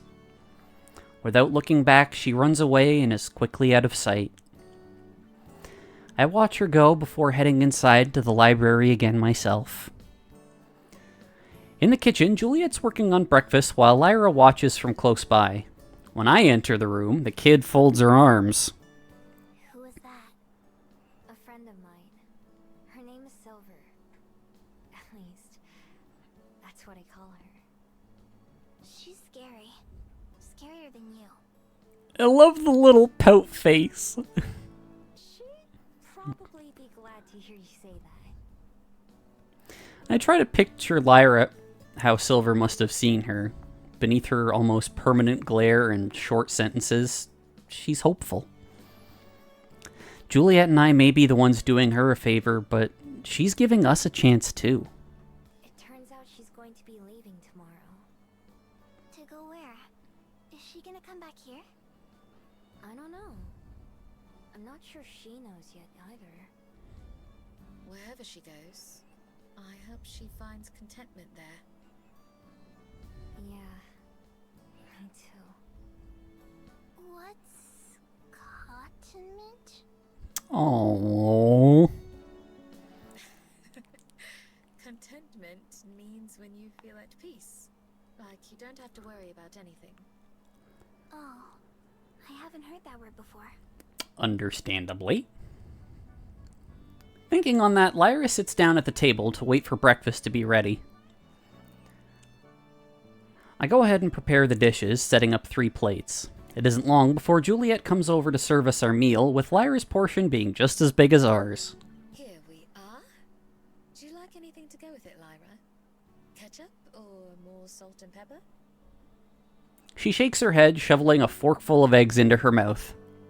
I don't think she's going to be a very picky eater. Just like Miho! The 3 of us clear our plates, and once everything is cleaned up, I can see Lyra begin to look around anxiously. What's wrong? Nothing. I might have a guess. Lyra, do you have anything you plan to do today? Lyra shakes her head. Well, you're welcome to remain here at the library. Miho will be busy with work, and I'll be going to sleep soon. But you don't have to leave. I don't? Even though I stole your food? No, of course not. Although Juliet says that, I know at some point she and I are going to have to decide what exactly Lyra staying here will entail, and for how long. Neither of us are going to turn her out into the streets, of course, but if she just stays here, then does that mean she'll live here? What does that make her? What does that make us? It's still only the first morning, so there's plenty of time to figure things out. But from what Lyra told us last night, she doesn't really have many other options. I'd say she doesn't have any other options, frankly. Juliet's probably thinking the same thing. Hey Lyra, do you like to watch TV? Sometimes. I like cartoons, but I couldn't watch them much. Sick, you're gonna hang out in Miho's room and watch TV today. I have a TV up in my room if you want to use it. You can watch all the cartoons you want. The face. Her eyes get huge, looking more excited than when she was offered a place to stay. Cartoons! Oh, this is so cute. Really? Is that allowed? Yes. Yeah. Come here. I'll show you. Daughter obtained? Yes. The 3 of us head to my room and turn on the TV. Flipping to one of the kids' channels I can remember. Within minutes, she's all set up on my bed, totally sucked into the show. Juliet and I step out into the hall. We should probably talk later, huh? Yes, once I've had a chance to rest and refresh myself. You've been up since everything started. I'll bet you're as exhausted as she was. Perhaps a little. Will you be alright for the day? If you have other things to attend to, I'm sure she'll be fine here. I don't think she'll be leaving that spot. Yeah, really. We both glance into my room. Lyra's wrapped my blanket around herself, still entranced by the TV. I love how she just, like, goes for the nearest blanket every time, doesn't matter what she's doing. We'll see. You should go rest, though. We can figure it out more tonight. Alright. Until then, my love. No. With a hug and a kiss, Juliet leaves for bed, and I go back downstairs to try and have a normal day as possible. After the library is closed for the evening, and I'm in the middle of cleaning up, Lyra finally comes downstairs. Just like this morning, she's dragging a blanket behind her, only this time it's mine. I'm hungry. Alright. You can have anything in the fridge. Or I can make you a sandwich in a bit. Okay, I'll go look. She wanders into the kitchen alone, and I can hear her rifling through the fridge. Giving someone permission to do things is a new experience for me. A single day at the library has already made her a lot more comfortable. I guess she never had a problem with taking food, though. She spent most of the day watching TV in my room, but also chose a couple of books from the kids section to read. Aww! Because she's so quiet and keeps to herself, I could almost forget she's even around. I peek into the kitchen to check on her. Lyra's sitting at the table with a book open in front of her and a bowl of cereal beside it. Oh, that's so cute. Yeah, she fits in just fine here. Oh. Leaving her to snack, I go upstairs and find Juliet in her office. Ah, Miho. I was just about to join you downstairs. How's our guest? Eating in the kitchen. She seems right at home. She does, doesn't she? It's kind of hard to place Juliet's tone. Amused with a touch of sadness. Yeah, she's probably thinking a lot about, like, Cosette.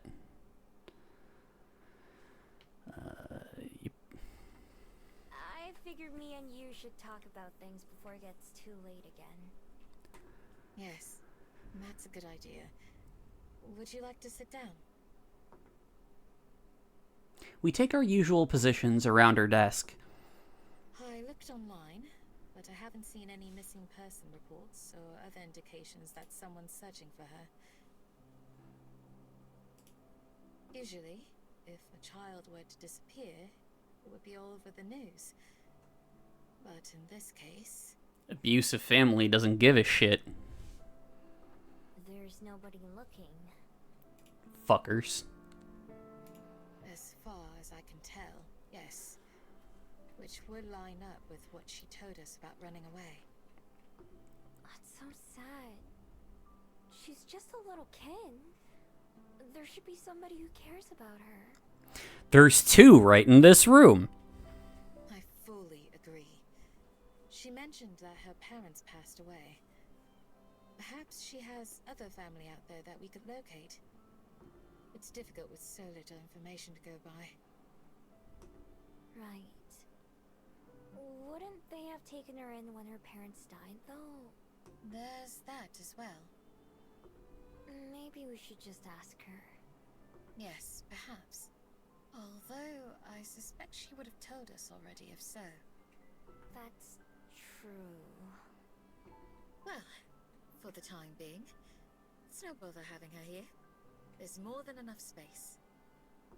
Right. That room that she's in now, though. It was Cosette's, wasn't it? It was indeed. Oh, Juliet.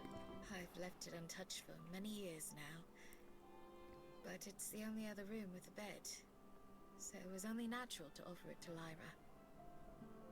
Or you two could share a bed, you know, and get the snuggles. I reach across the table to take Juliet's hand. Yeah. I think it was the right thing to do. We haven't talked about Cosette much since that night at her grave. Still, I know she's on Juliet's mind all the time. I'm sure that just unlocking that door and letting Lyra in was more difficult than she lets on, even if it was the logical choice. I hope it's also a good sign that she did it in the end. The sadness in Juliet's eyes as she smiles at me is the only confirmation that I'm right. I don't blame her at all, though. Despite everything we talked about, it'll take her a long time to heal. Something Silver told me this morning was that Lyra seemed hopeful. She's really good at reading people, so I believe her. I'm glad to hear that. Can't be easy to be in her position. Nodding, I stand up, intending to go downstairs and reassure Lyra that she can stay here again tonight. However, I only manage to take 2 steps before I bump into something soft and invisible. Y'all ain't getting any privacy with this kid. Lyra pops into vision as she stumbles backwards, and I barely manage to grab her shoulder to keep her from falling. Juliet makes a sound of surprise at her sudden appearance. Ducking away from my hand, Lyra turns and runs. Hey, it's okay if you were listening. You're not in trouble. Just outside the study, she skids to a stop, looking back mistrustfully. I'm not? I always got yelled at for eavesdropping. Eavesdropping! No, child. I can't fault you for listening in when you're being talked about. Juliet stands by my side, with neither of us moving closer to Lyra. She may have gotten more confident around the library, but it's a different story with Juliet and me as people. I'd do the same thing if I could turn invisible like you. I've eavesdropped, even when all I can do is hide. How much were you able to hear? Lyra shrugs. Who's Cosette? Oh. beside me, I can feel Juliet tense up and take a deep breath. My daughter. That room you're staying in used to belong to her. Oh! Oh, Fish! Thank you for the raid! Here, hang on, let me give you that shout-out going there. How was Paper Mario? I heard there was women. Oh, there plenty. Trust me. These two on the left. So this is Juliet. This is Miho, main character. Dating. She's a Gumiho, so a fox lady. Chapter 2 is like 2.5 hours long. Oh, you should have seen it. Chapter 4 in this. So this is chapter 5. It's the last one. But chapter 4 was like 7 hours. And that's for a visual novel, so it's not like we even had fighting. Yeah. But yeah. Fox Lady, several hundred years old. Vampire Lady, also several hundred years old. And they have now started the process of adopting this runaway child who can turn invisible. And also her name is, kind of like mine.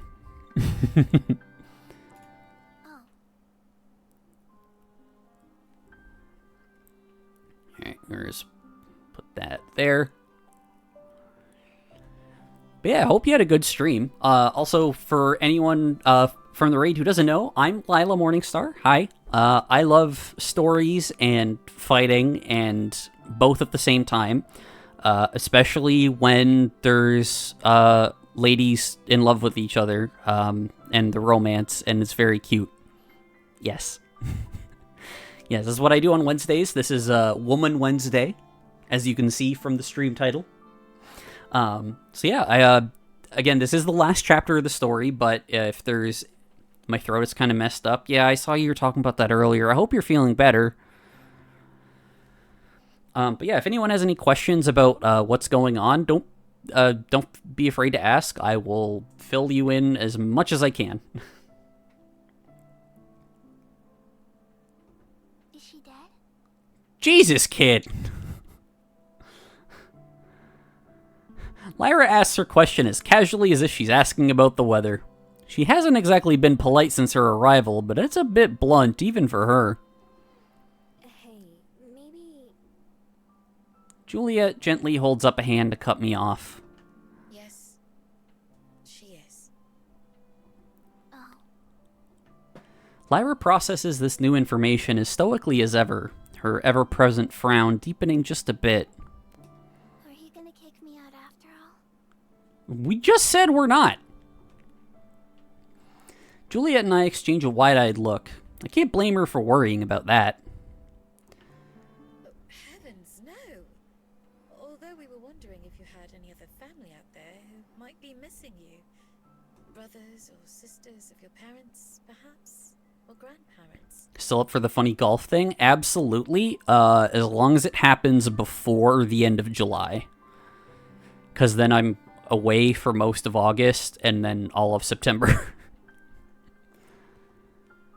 The girl shakes her head.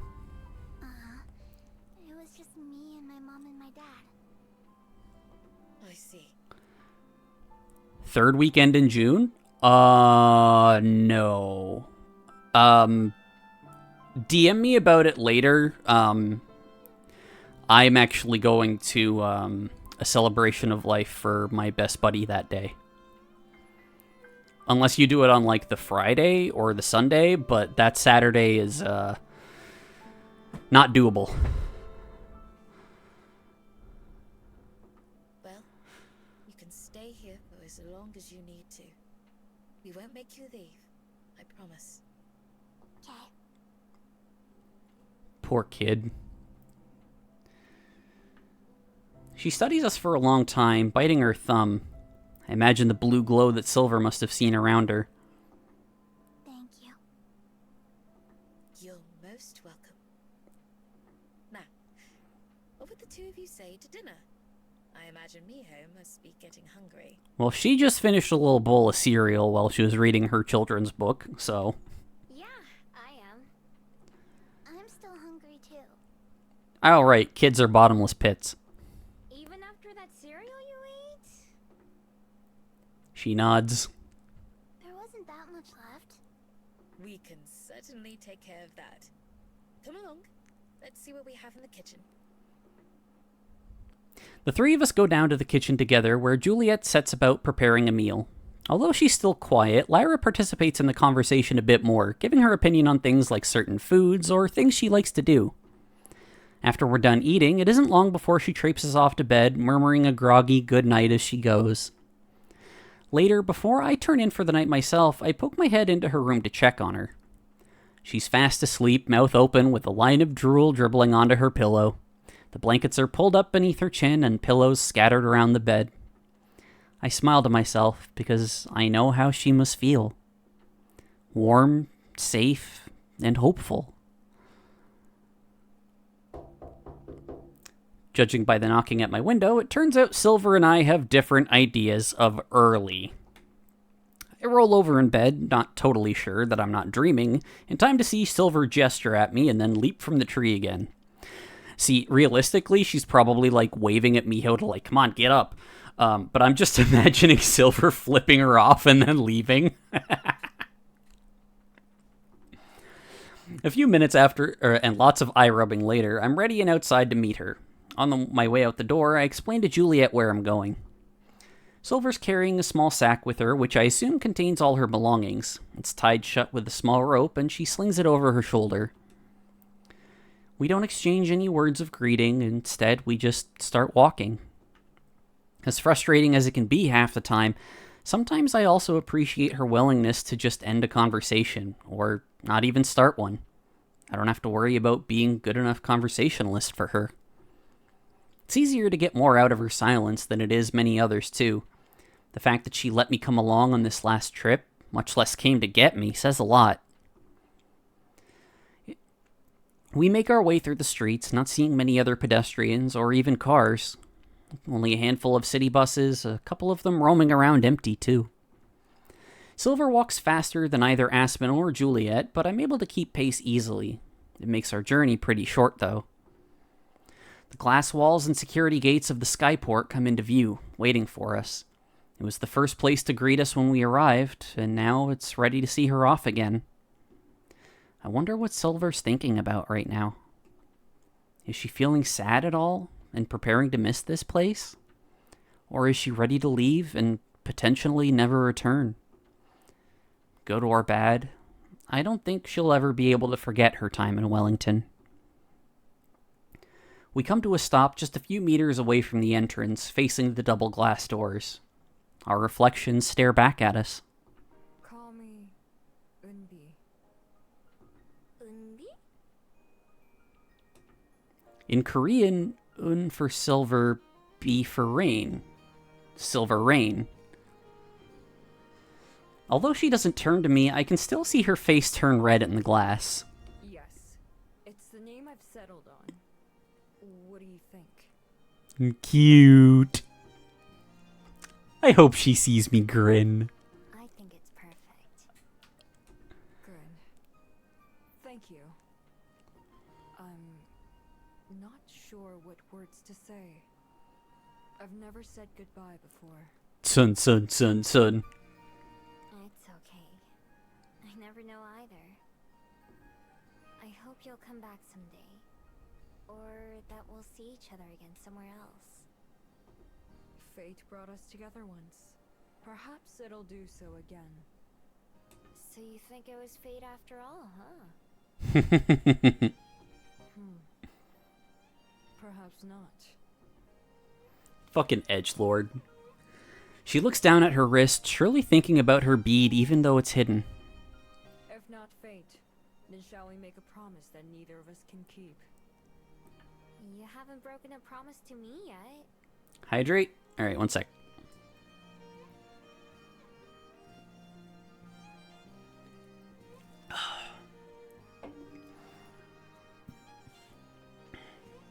We'll meet someday then.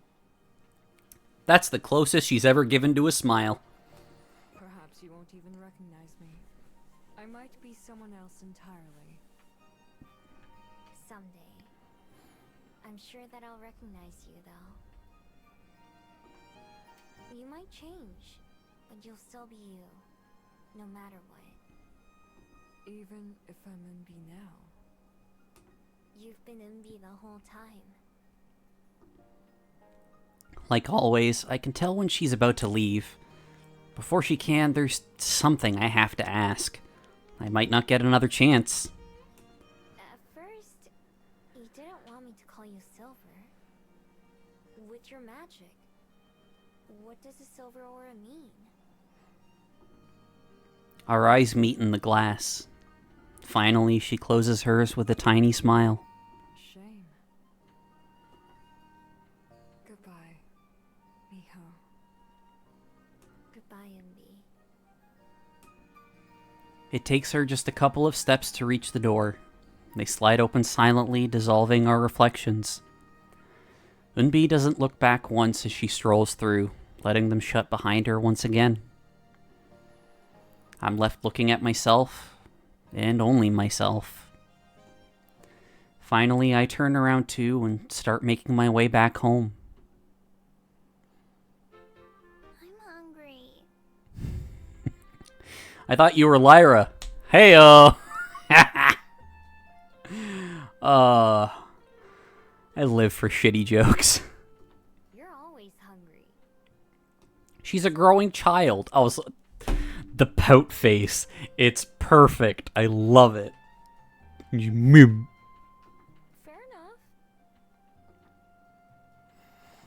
Lyra finds me in the library almost the moment I'm done cleaning up, and I follow her to the kitchen. She takes a seat at the table expectantly while I go to the fridge and pantry to see what we have. It's the part of the evening where it would make more sense to have dinner instead of a snack. Juliet's upstairs and would probably come prepare something if we asked her to.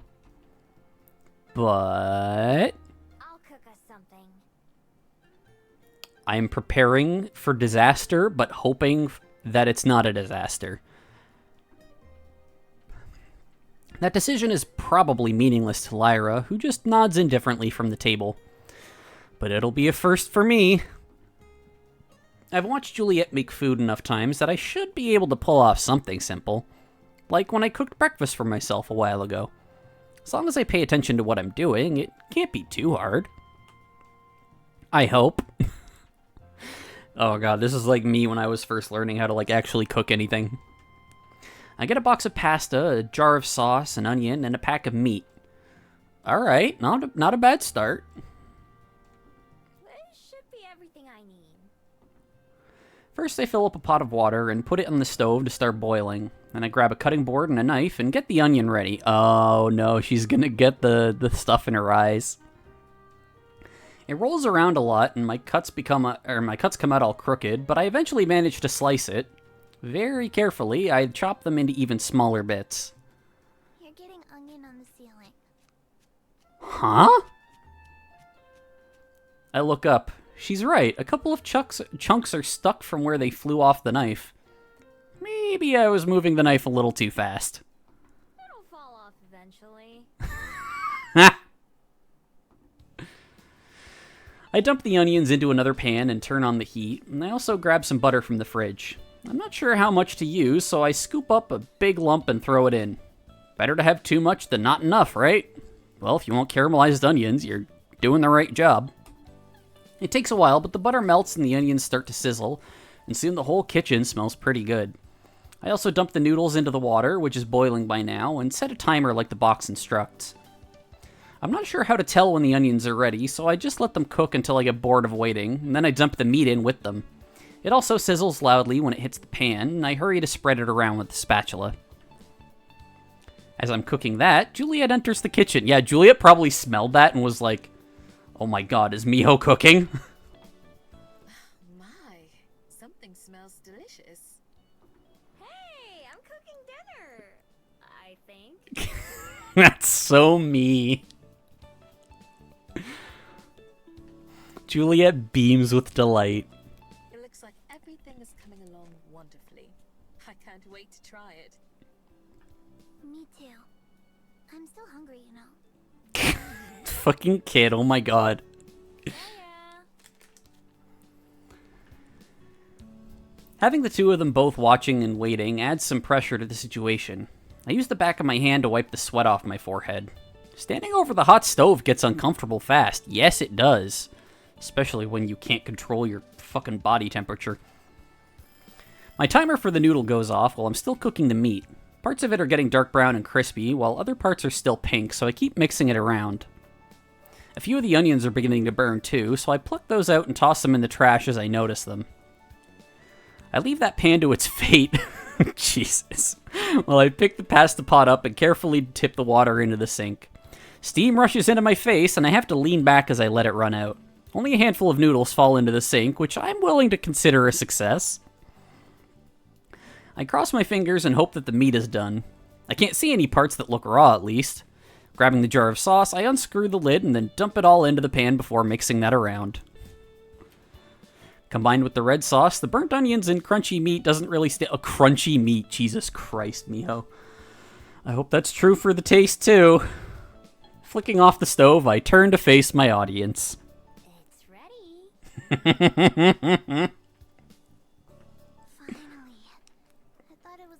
All day. Hey, look, she hasn't done this before. Be nice. Lyra's not impressed, of course, but Juliet claps. It looks great. Thank you for cooking, Miho. You know what? Good thing Juliet can't taste food.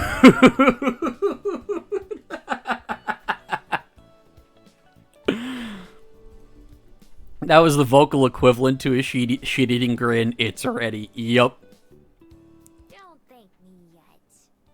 But since you cook for us all the time, I figured I could at least give it a try. I retrieve 3 bowls and dump some noodles into each one, followed by a few big spoonfuls of sauce. Just like Juliet does, I carry them to the table and set them out in front of each person. Alright, here you go. Lyra wastes no time in digging in, instantly staining her mouth red with sauce. Juliet waits for me to sit down with her fork hovering over the bowl. I examine the finished dish that I made. It's not pretty, but it doesn't look wrong at least. And it doesn't smell pretty good. I'm still worried about the meat being crunchy. I take a tentative bite. It's not bad. It's not the best thing I've ever eaten, but it's far from the worst. At the very least, it tastes pretty close to what I expected it would taste like. Juliet blows on hers to cool it down before taking a bite herself. As she swallows, her eyes go wide with awe. It's delicious. How the fuck do you know? You can't taste food. Cool. I'm glad it turned out okay. No, Miho, I mean it. It's delicious. What do you... Yeah, even Juliet's like, wait, why can I taste? Oh! You can taste it? Juliet nods, taking another bite without bothering to wait this time. She chews slowly, closing her eyes to savor it. When she opens them, I see a tear sparkling in the corners. The richness of the tomatoes, the saltiness of the meat. It's the best thing I've had in decades, even over a century. It's not that good. It's fine though. Next time you should add some salami. That's my favorite. It's not all about you, child. Mediocre or not, Lyra finishes her bowl in record speed and then gets up to serve herself more. That's amazing! I wonder why. Didn't do anything that special to it.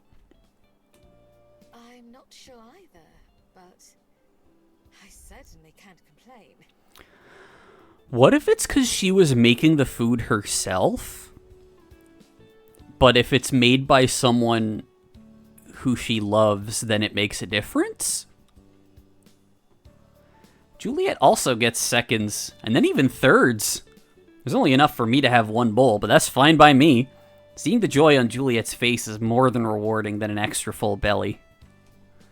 Using the edge of her fork and spoon, she manages to scrape up every last drop. Her dish is so spotless, it looks like it could go right back into the cabinet. Which is saying something when you're fucking working with spaghetti sauce, because that shit stains. Guess this means I gotta start cooking more often, huh? Juliet laughs and nods. I'd like that very, very much. Aww, that's really cute. After months of practicing, the day of the... Oh, right, the play. Woo! Let's go, Lena!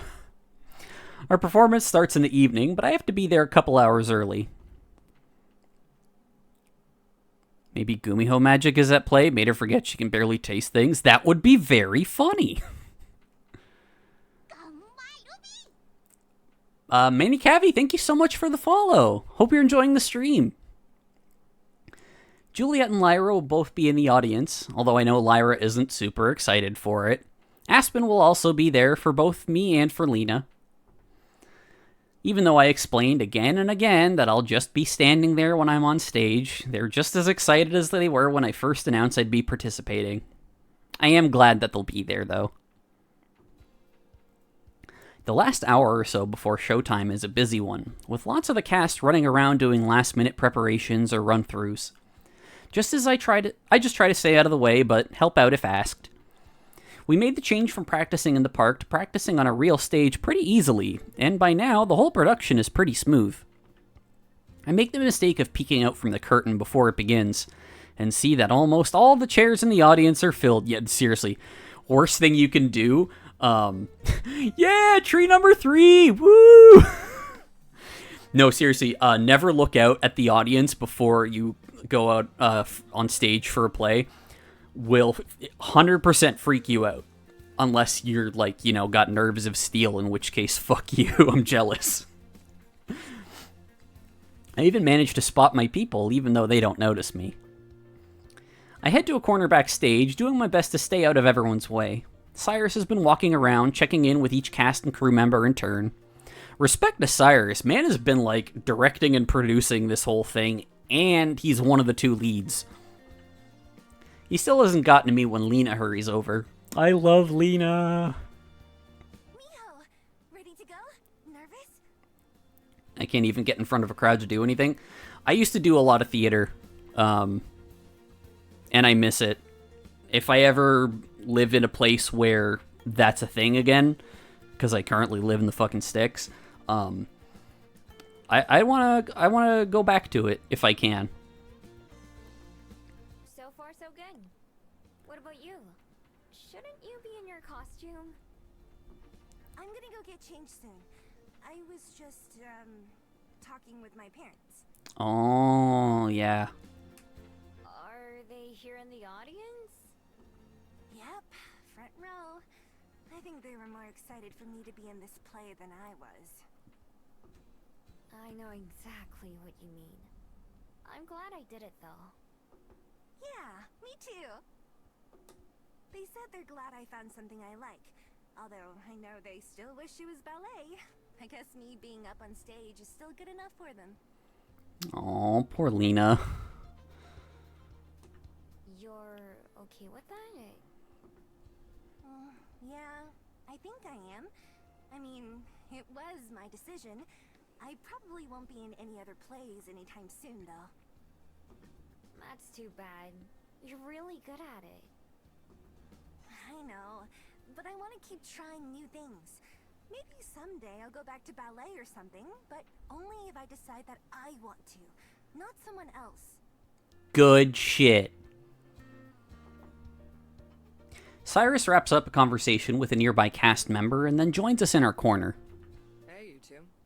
All set for your big debut, Miho? I love how dry everything he says is.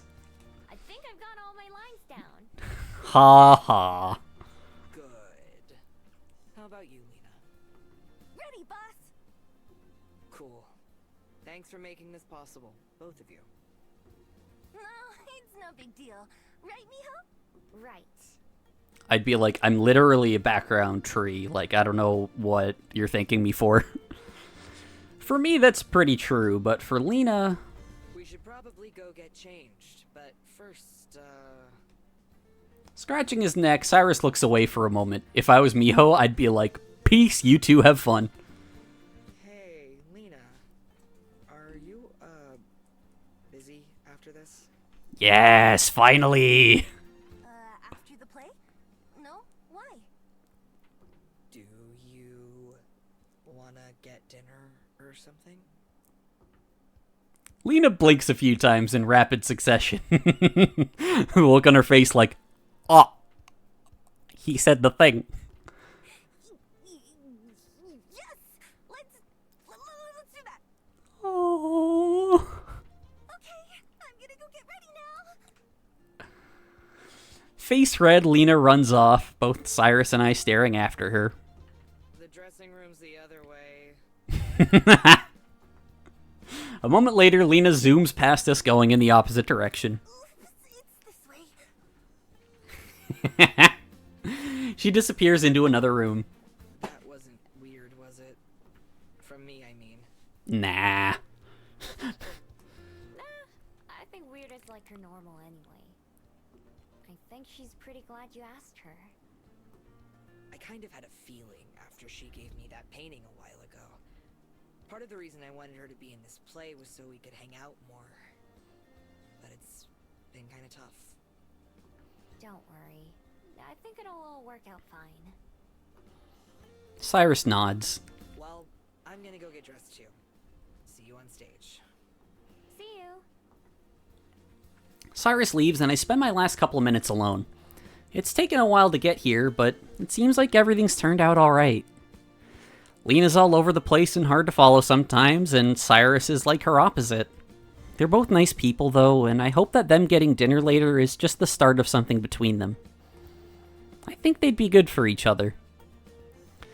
Eventually it's time for me to go get ready as well. In the dressing room, I pull out my stiff tree costume and take my place backstage. From the other side of the curtain, I can hear the low rumble of the crowd talking. As the lights dim, the chatter does too. Looking around, I see Lena all dressed up and ready to go. She gives me a big thumbs up. At the front, Cyrus faces everyone with a small smile. Showtime! We all get into position and the curtain rises. The music begins and Lena soon takes her place on center stage. Watching her perform is like watching a whole other person. There's a certain grace to her movements and the way she talks. I admire her ability to just go out and perform when she has to, even when I know she must be all worked up emotionally. Cyrus is the same way when he's acting. He has to talk louder to project his voice, but he doesn't seem uncomfortable doing it. The way he walks and talks is elegant, like Lena. The audience laughs and gasps in all the right places, and I even hear a few sniffles during some of the sad parts. When it's finally time for me to go out, I'm surprised by just how many faces there are in the crowd. I can't let myself get distracted though. I need to do my best too. My part's pretty easy, and I pull it off without a hitch. As I leave the stage for the last time, Lena mouths, "Nice job," to me. I smile in return. The whole 2 hours seems to fly by. When the last scene ends, I can hardly believe that it's over. One by one, we all go back out to take a bow. The applause from the audience is like thunder rolling through the theater. Okay, so that's not, like, supposed to be Miho's tree. That's just one of the other people in the play. They were just like, shit. Okay, this person. The last ones to return are the three main characters, including Lena and Cyrus. As they take their place, the applause somehow gets louder, with everyone rising out of their seats to clap. Aww, they got a standing ovation! Confetti falls from the rafters as they look around, basking in the celebration. Lena's smile is huge, while Cyrus seems a little stunned by the reaction. The three of them link hands and take a bow, and then the rest of us join them one last time for a final bow all together. Throughout it, Lena and Cyrus never let go of each other. Aww. When everything is over and everyone goes backstage to clean up and congratulate each other, I say goodbye to pretty much everyone except those two. I look around and try to find them, but I can't. Finally, the sound of a door opening catches my ear. I peek around the corner of a hallway to see Lena and Cyrus standing at a door to the outside, about to step out together. I'd say they've earned the right to leave early and skip out on the cleaning. As the door shuts behind them, I smile to myself. I think they're gonna be just fine. Oh, this is so good. The moon sits high in the sky as Juliet and I make our way through the quiet streets hand in hand. With Lyra fast asleep at home, this is the first time we've spent together with just the two of us since we got back from the edge of the world.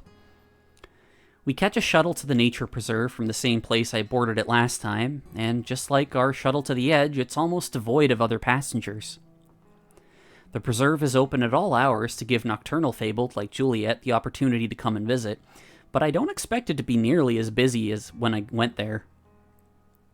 Sure enough, we're practically as alone as we enter, having the whole area to ourselves. It's just as beautiful as I remember. Yeah, it's gorgeous. We meander through the lush, sprawling forest before ending back near the calm river. Hi, Franz! VN buddies, what were you doing? Yeah, let me get your shout out. Oh, FGO. True, it is basically just one big visual novel with combat bits thrown in. Although, really, you could say that about Persona and Digimon Cyber Sleuth.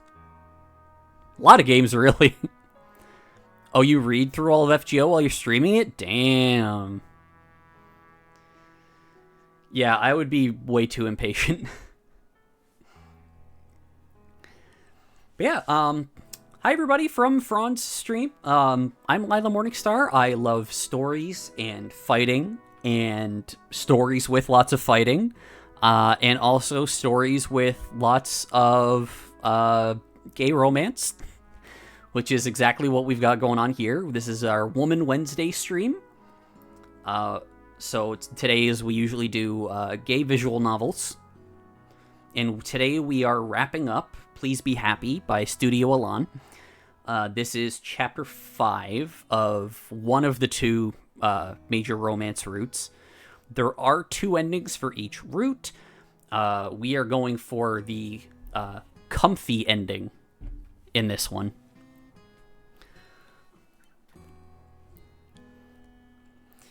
We meander through the lush, sprawling forest before ending up back near the calm river.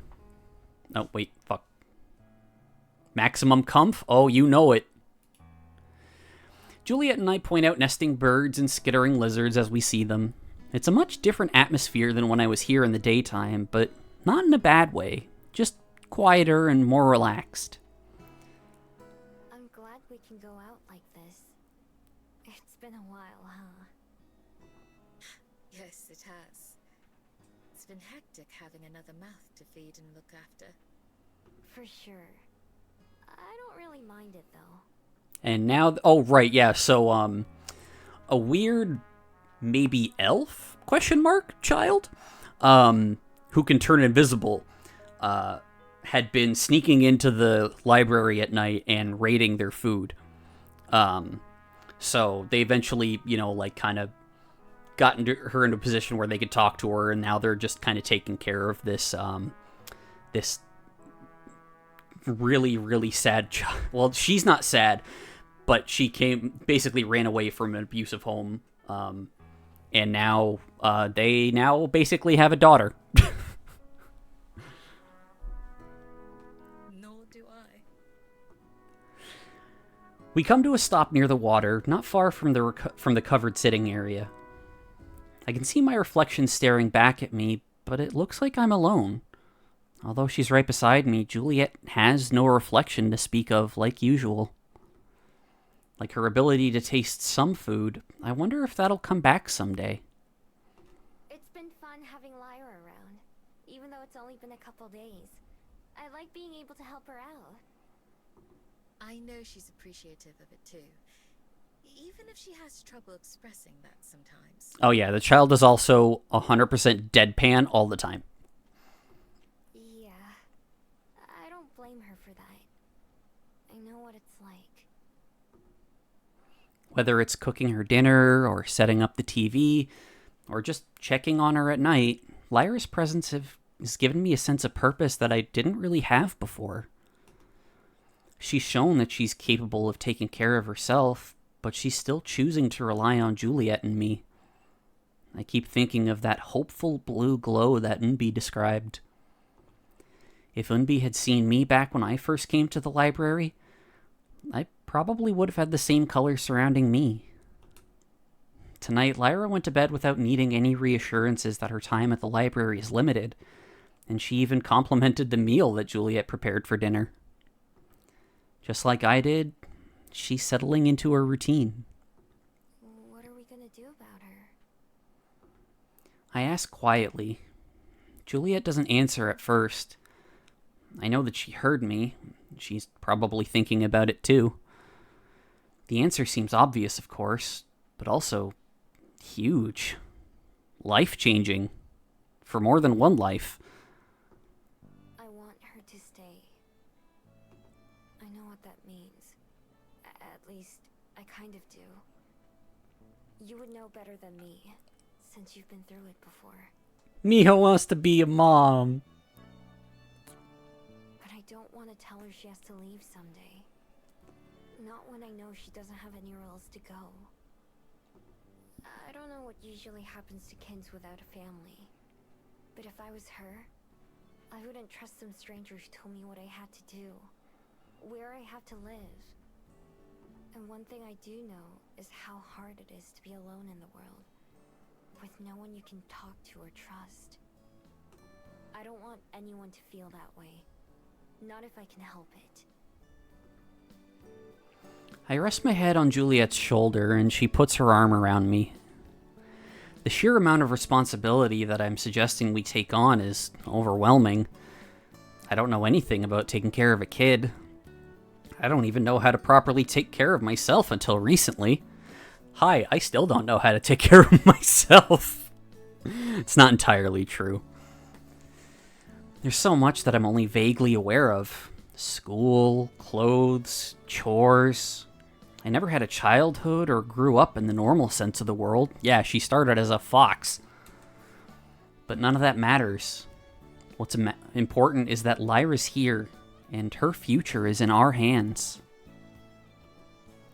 Everything I've learned since coming to Wellington, all the ways I have grown, they all point towards this being the right decision. Beside me, I feel Juliet slowly nod. In the end, it's not our choice to make. What's most important is what she wants. It's a cruel fate that dealt her this hand in the first place. Someone so young shouldn't have to make such a huge decision. But we can only play with the cards we're given. If being with us is what Lyra wants, then I would be happy to oblige.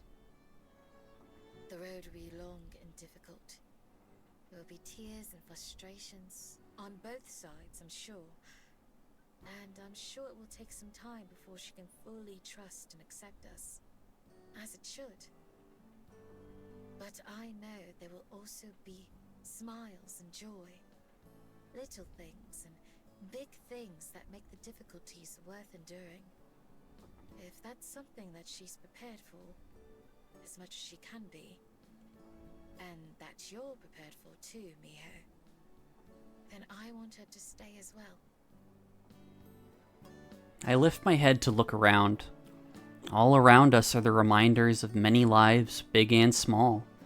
From the chirping crickets, to the croaking frogs, to the other park visitors who pass us by.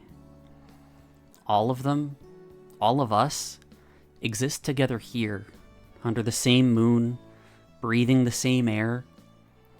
I used to take these connections for granted, just like I did my everyday existence. It's not just what I've gained since then, but also what I've lost, that makes me pause and silently reflect. Jung-in, my person who never, ever forgot me. Aspen and Juliet, who opened up their hearts and lives to accept me. Even Unbi, who eventually came to trust me. They all made me who I am. I'm fortunate to have had them in my life. Can I be that for someone else? Can I help someone grow the same way? The one thing that all those people have in common is that they all took a chance on me. And I took a chance on them. If there's one thing I have learned, it's that all the best things in life come with risk and uncertainty. This decision, as big as it may be, isn't any different. Turning to look into Juliet's eyes, I nod. Hang on. Be gone, bot. There we go. Sorry. Back to the cuteness. Yeah, I'm prepared.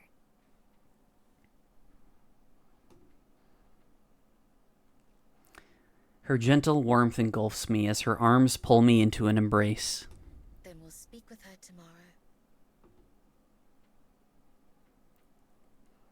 Juliet and I ended up getting home pretty late from the nature preserve, and so the next morning I chose to sleep in a bit longer than usual.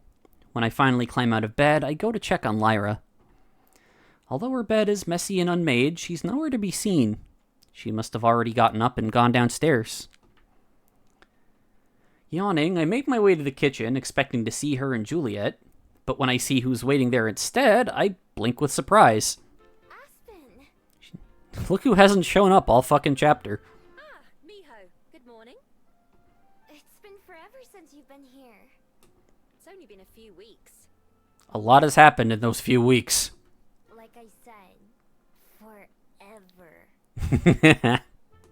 It does feel that way, I admit. Sorry I haven't been able to chat much lately. It's fine. I know you're busy. Although Aspen and I still check in every morning, just so she doesn't forget me, we never talk for long.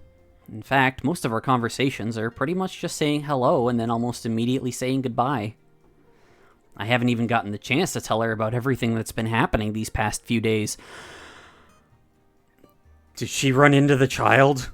Or did the child go invisible? Have you been? Oh, same as ever. These past couple weeks I've been working hard on some edits to my manuscript that a publisher requested. It's been tough, but I can finally see the light at the end of the tunnel. That's great! So they're gonna publish your book? It's still too early to say, but She cracks a smile. I'm optimistic at least. What about you? I expected Juliet to be around by now, but I haven't seen her. What if she's out with Lyra? She might be asleep. We were out kind of late last night. Oh! I take it that means things are going better between you two then. Fox Mom, Vampire Mom won't let me drink soda syrup. That's adorable. Yeah, your advice helped a lot. Things have been really good, actually. I'm so glad to hear it. The whole time we're talking, Aspen is also turning this way and that in her chair, like she's searching for something. What are you looking for? I don't know what happened to my pen. I swear I just had it with me, but now I can't find it. Lyra. Maybe you dropped it on the floor?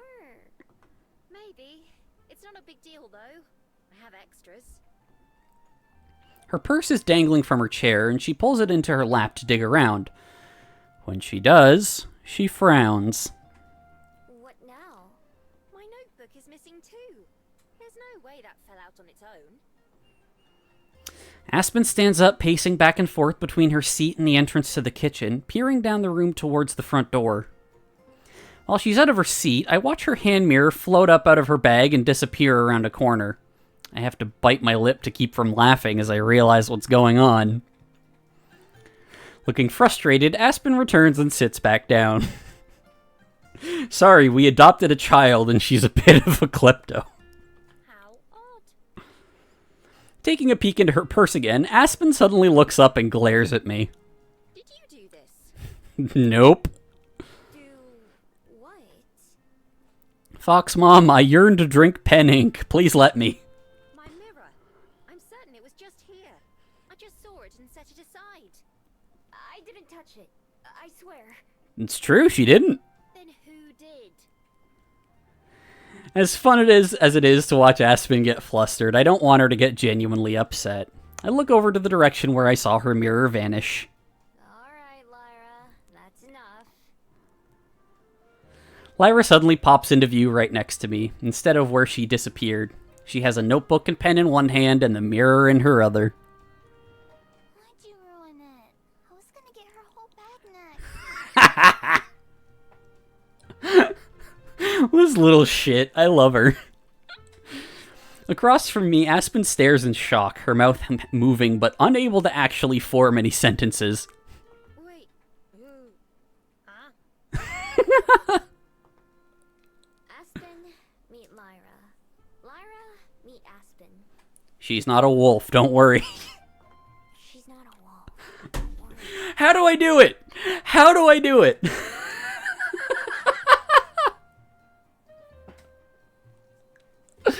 That's like the third time this stream. Lyra rolls her eyes at me. Duh. I can tell. Nerdaunt, I challenge your authority. After blinking a few times, Aspen manages to get herself somewhat under control. It's nice to meet you, Lyra. From the way she stares at me even while talking to the kid, I can tell Aspen wants an explanation. Do you live here too? I don't. Why do you ask? You act like it. Not wrong. I can't help but snort with laughter. Aspen, meanwhile, seems like she can't tell if she should be offended or not.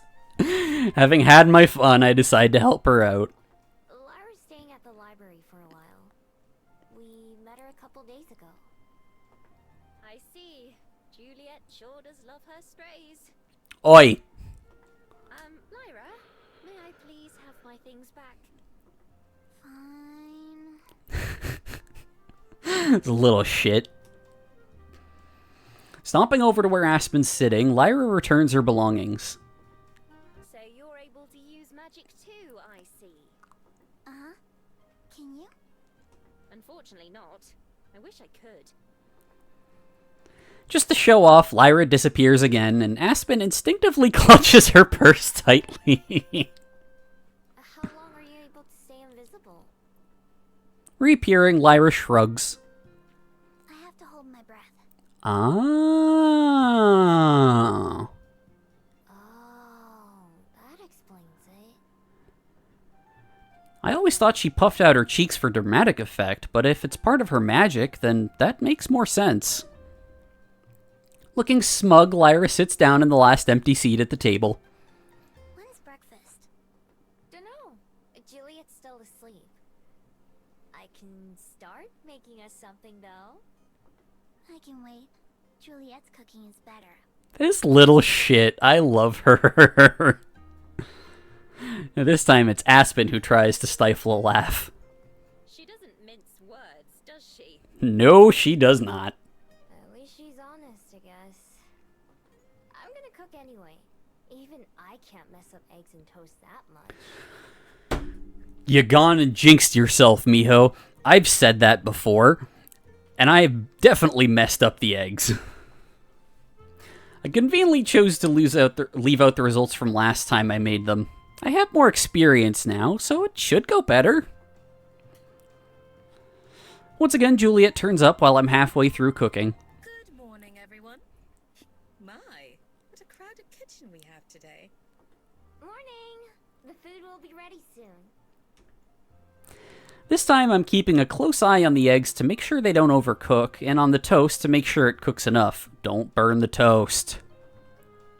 While I do that, Juliet goes and retrieves another chair from somewhere so that we all have a place to sit. When everything looks right, I dish it up and serve it. Aw, look at the happy family. Aspen and Lyra eat without any complaints, which I take to mean it's good enough, but it's Juliet's reaction that I'm most curious about. I watch intently as she prepares a careful bite, chewing thoughtfully. Then her face lights up. It tastes wonderful. Awesome! I'd happily cook every morning if it makes her smile like that every time. Aw, I was hoping Aspen would react. When breakfast is over, Juliet stands up to get everyone's attention. Aspen, Miho, I was wondering if I might be able to enlist your help for the day. Since the library is closed for the weekend, I thought it might be a good opportunity to give this place a thorough cleaning. It's been ages since it's had a good dusting, and some of the spare rooms could stand to be emptied out. Damn, she's clearing out all the stuff from when Cosette was a kid.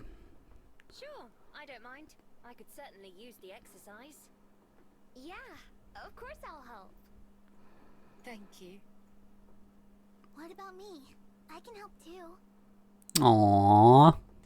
Well, She and I look at each other, and I give a tiny nod.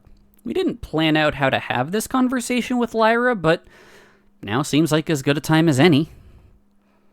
Aspen must notice our silent exchange because she stands up. I'll go straighten up the books first, before we start on the rest of the house. Just give me a call if you need me. we will. Thank you. At least Aspen knows how to take a hint. Once Aspen leaves, Juliet takes a seat, scooting her chair closer to Lyra and me. From the way the kid starts to fidget, I get the impression that we're making her nervous. Lyra, there was something that Miho and I wanted to ask you. Something very important. Do you want to live here with us? Oh. I decide to just cut to the chase rather than stretch out the amount of time that Lyra has to worry about what we're going to say. She stops fidgeting immediately, looking confused. What do you mean? I already do. Oh. Yes, but in a permanent sense. Not just for a few nights, but This would be your home. Oh, For a bit, none of us talk. Under the table, I seek out Juliet's hand, and I'm surprised to find that it's shaking. Lyra chews her lip and bites her thumb, staring at the floor. of course, if you don't want to, then we fully understand. Both of us will do everything we can to help you find somewhere that you do want to be. Yeah. We won't make you go back to the people you ran away from or anything like that. Even though we already promised her that, I feel like it bears repeating. if I do, then what would we be? A family. In what sense? Like, She struggles to find the words to phrase her question, but I think I know what she means. It's kind of like when Juliet and I began our relationship and I didn't know what to call it. We'd be family. Yeah. Finally, Lyra looks up at both of us. I squeeze Juliet's hand and she squeezes back, still shaky. okay. I like that. Yay!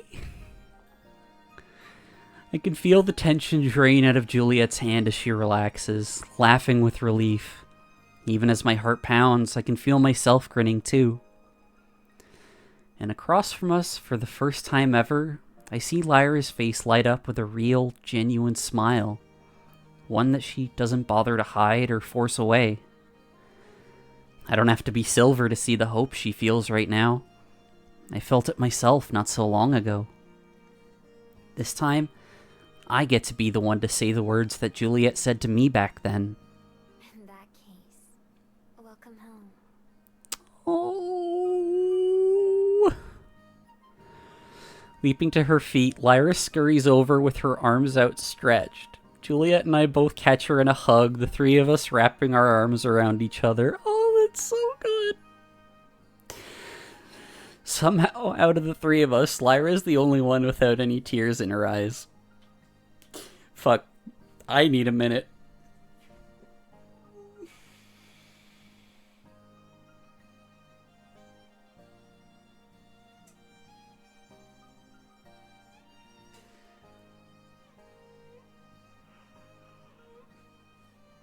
Fuck, this is too cute, man.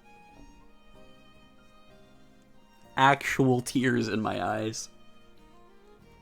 You'll never have to be alone again. Together, Lyra and I both nod. The three of us separate, and Juliet laughs as she wipes her face. Well, shall we go give Aspen a hand? Yeah. We find Aspen up near the front, idly wiping down one of the display cases with a rag. She turns around to face us, and I see her sizing up all the details at once. Her tears, Lyra's hands in Juliet's, and her newfound smile. I can tell she understands. Congratulations, all of you. Oh. Aspen, Juliet, and I organize and scrub the downstairs area from top to bottom. Lyra runs back and forth between us, bringing cleaners and rags and whatever else someone asks for. Once we're finished, we move upstairs, skipping over my room and Juliet's study. Instead, we all stop at the storage room where I found the fish tank for the elemental and where Juliet got my TV. She flicks on the lights, illuminating boxes stuffed with toys and clothes, and even a couple full of books. All these used to be Cosette's things. They've just sat here, untouched for years. I put a hand on her shoulder while both Lyra and Aspen wait uncertainly by the door. Juliet strolls through the room, peering into several boxes. Sometimes she retrieves a toy, like a plastic horse or a stuffed doll, and gazes at it fondly, but then she puts them back. I follow her in, and hesitantly Lyra follows behind me. Juliet kneels down to match Lyra's eye level, gently reaching out to clasp her hands. Lyra, feel free to keep anything here that strikes your fancy. We'll donate the rest to others who may want them. Are you sure? Yes, I'm certain. Cosette wouldn't have wanted her treasures to sit in the dark and waste away unappreciated. I was only doing that for myself. No. What she would have wanted is for them to bring smiles and happiness to others, like they brought to her. Passing them down is the best way I can honor her memory. I'll take good care of them. Promise. Oh. Juliet pats her on the head. I know you will. It takes all day, but together we manage to comb through everything in the rooms. Aspen sweeps and dusts while the rest of us sort out all the belongings. In the end, Lyra only picks a few toys and clothes for herself. The rest are packed neatly into boxes that Juliet and I haul downstairs to be picked up by a charity group later. What is with the bots tonight?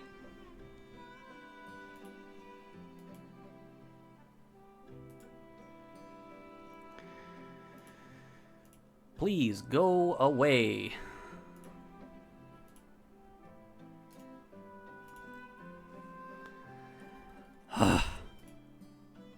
We go room by room, cleaning up until we reach the last one, Lyra's room. All of us help her carry her chosen toys in, setting them up on a shelf or in a toy box. So Cosette died 20 years ago, and that was when she was, like, an older woman. Yeah. So that stuff has been in there a while.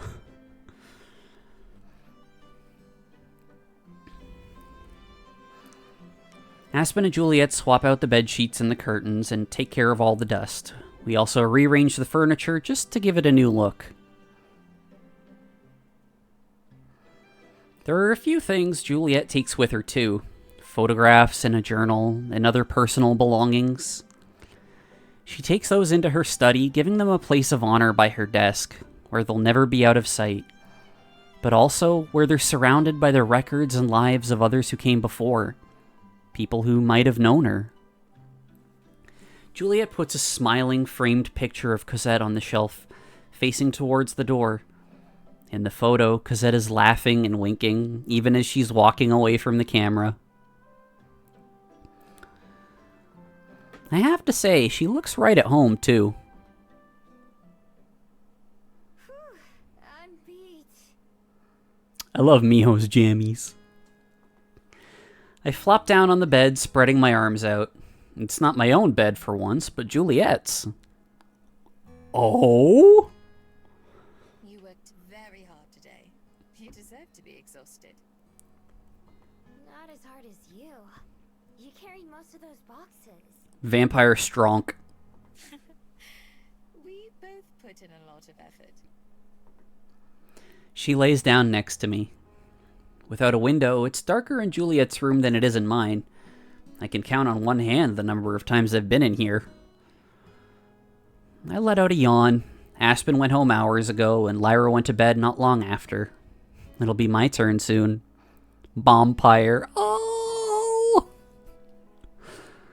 You should get some rest, dear. I will. First, I have to get the energy to go back to my room. No, you don't. Do you? Aha! What do you mean? There's certainly room for two here.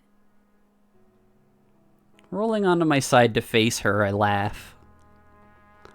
Yeah, I guess so. You must be worn out too.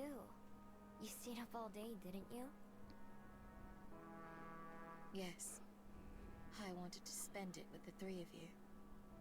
I'm glad. I yawn again, and this time it's Juliet who laughs. Sleep, my love. I'll see you in the morning. She doesn't have to tell me twice. Not even bothering to fight my heavy eyes from closing, I just nod. Good night. Oh. The sky collapses into the ocean, splashing me with 1,000 shades of blue. Clouds drift through the water and fish swim through the sky. And swim fish through the sky. That's where I was going with that. Sheesh. I need to get better with my sight reading.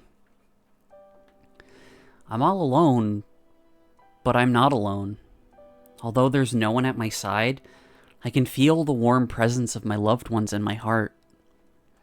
With each step I take, skywater ripples in every direction.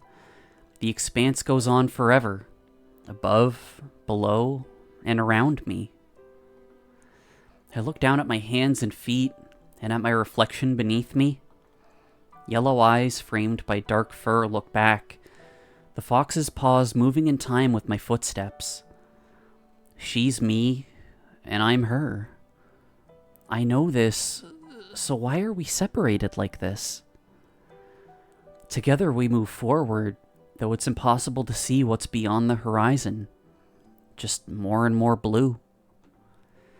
Then, far ahead, something floating along in the current catches my eye, and I run to it. It's a piece of paper, rolled up tightly. Something stirs in my soul, as if one of the people I hold dear there smiles in recognition.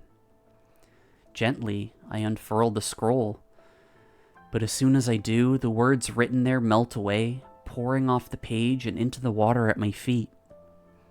I look down to see the ink pooling beneath me, between my feet and the fox's paws. I take a deep breath, and then kneel down. My hand hovers just inches from the surface. A single paw waits on the other side as the fox's eyes look into mine. Mustering all my courage, I plunge my hand down into the swirling ink and rippling water, reaching for my other self. With a gasp, I bolt upright in bed, breathing heavily. My palms and neck are slick with sweat, and my heart races like I just ran a marathon. Daylight blinds me, and I hold up one arm to shield myself from it, but it doesn't help. As I become aware of other sensations, like the unfamiliar bed I'm in and the warmth of someone beside me, I remember where I am. Juliet's room, not my own. Why? Okay, there shouldn't have been a bit about daylight. They just established there's no window in Juliet's room. Usually my dreams fall away as soon as I wake up, but the one I had remains vivid in my mind. That endless blue lingers in my thoughts, a crystal clear memory. Aww, Eepy Juliet. I can hear Juliet sit up on the other side of the bed, still partially hidden in shadow. As I blink to get my bearings, I realize that it's not daylight that's blinding me. Oh, it's her bead. Yep, it's my bead. As bright as the full moon, it rests against my chest. In its glow, I can see a third person illuminated. Oh, she climbed into bed with her moms. That's so cute. Lyra is fast asleep, somehow unbothered. She's flat on her back, her hands clutching a blanket. I cup my hands and lift them to cover my bead, although light still pours out from between my fingers. The moment my palms brush against it, a shiver runs down my spine. The ocean from my dreams fills my thoughts, even as I'm aware of what's around me. As the feeling dissipates, I'm left with a sensation of total calmness. My eyes aren't bothered by the light. I don't feel hot under the blankets, and with Lyra pressed against me, the dampness of my hair is gone. I look over and see Juliet in the darkness. Although sleepiness still tugs at her eyes, I can tell that she's wide awake now. With one hand, I remove my necklace. One by one, I slide off the other beads until I get to the one that matters. I let it fall into my hand. The only sensation I'm aware of is it resting there. Tiny cracks cover. Hang on, I'm taking a drink.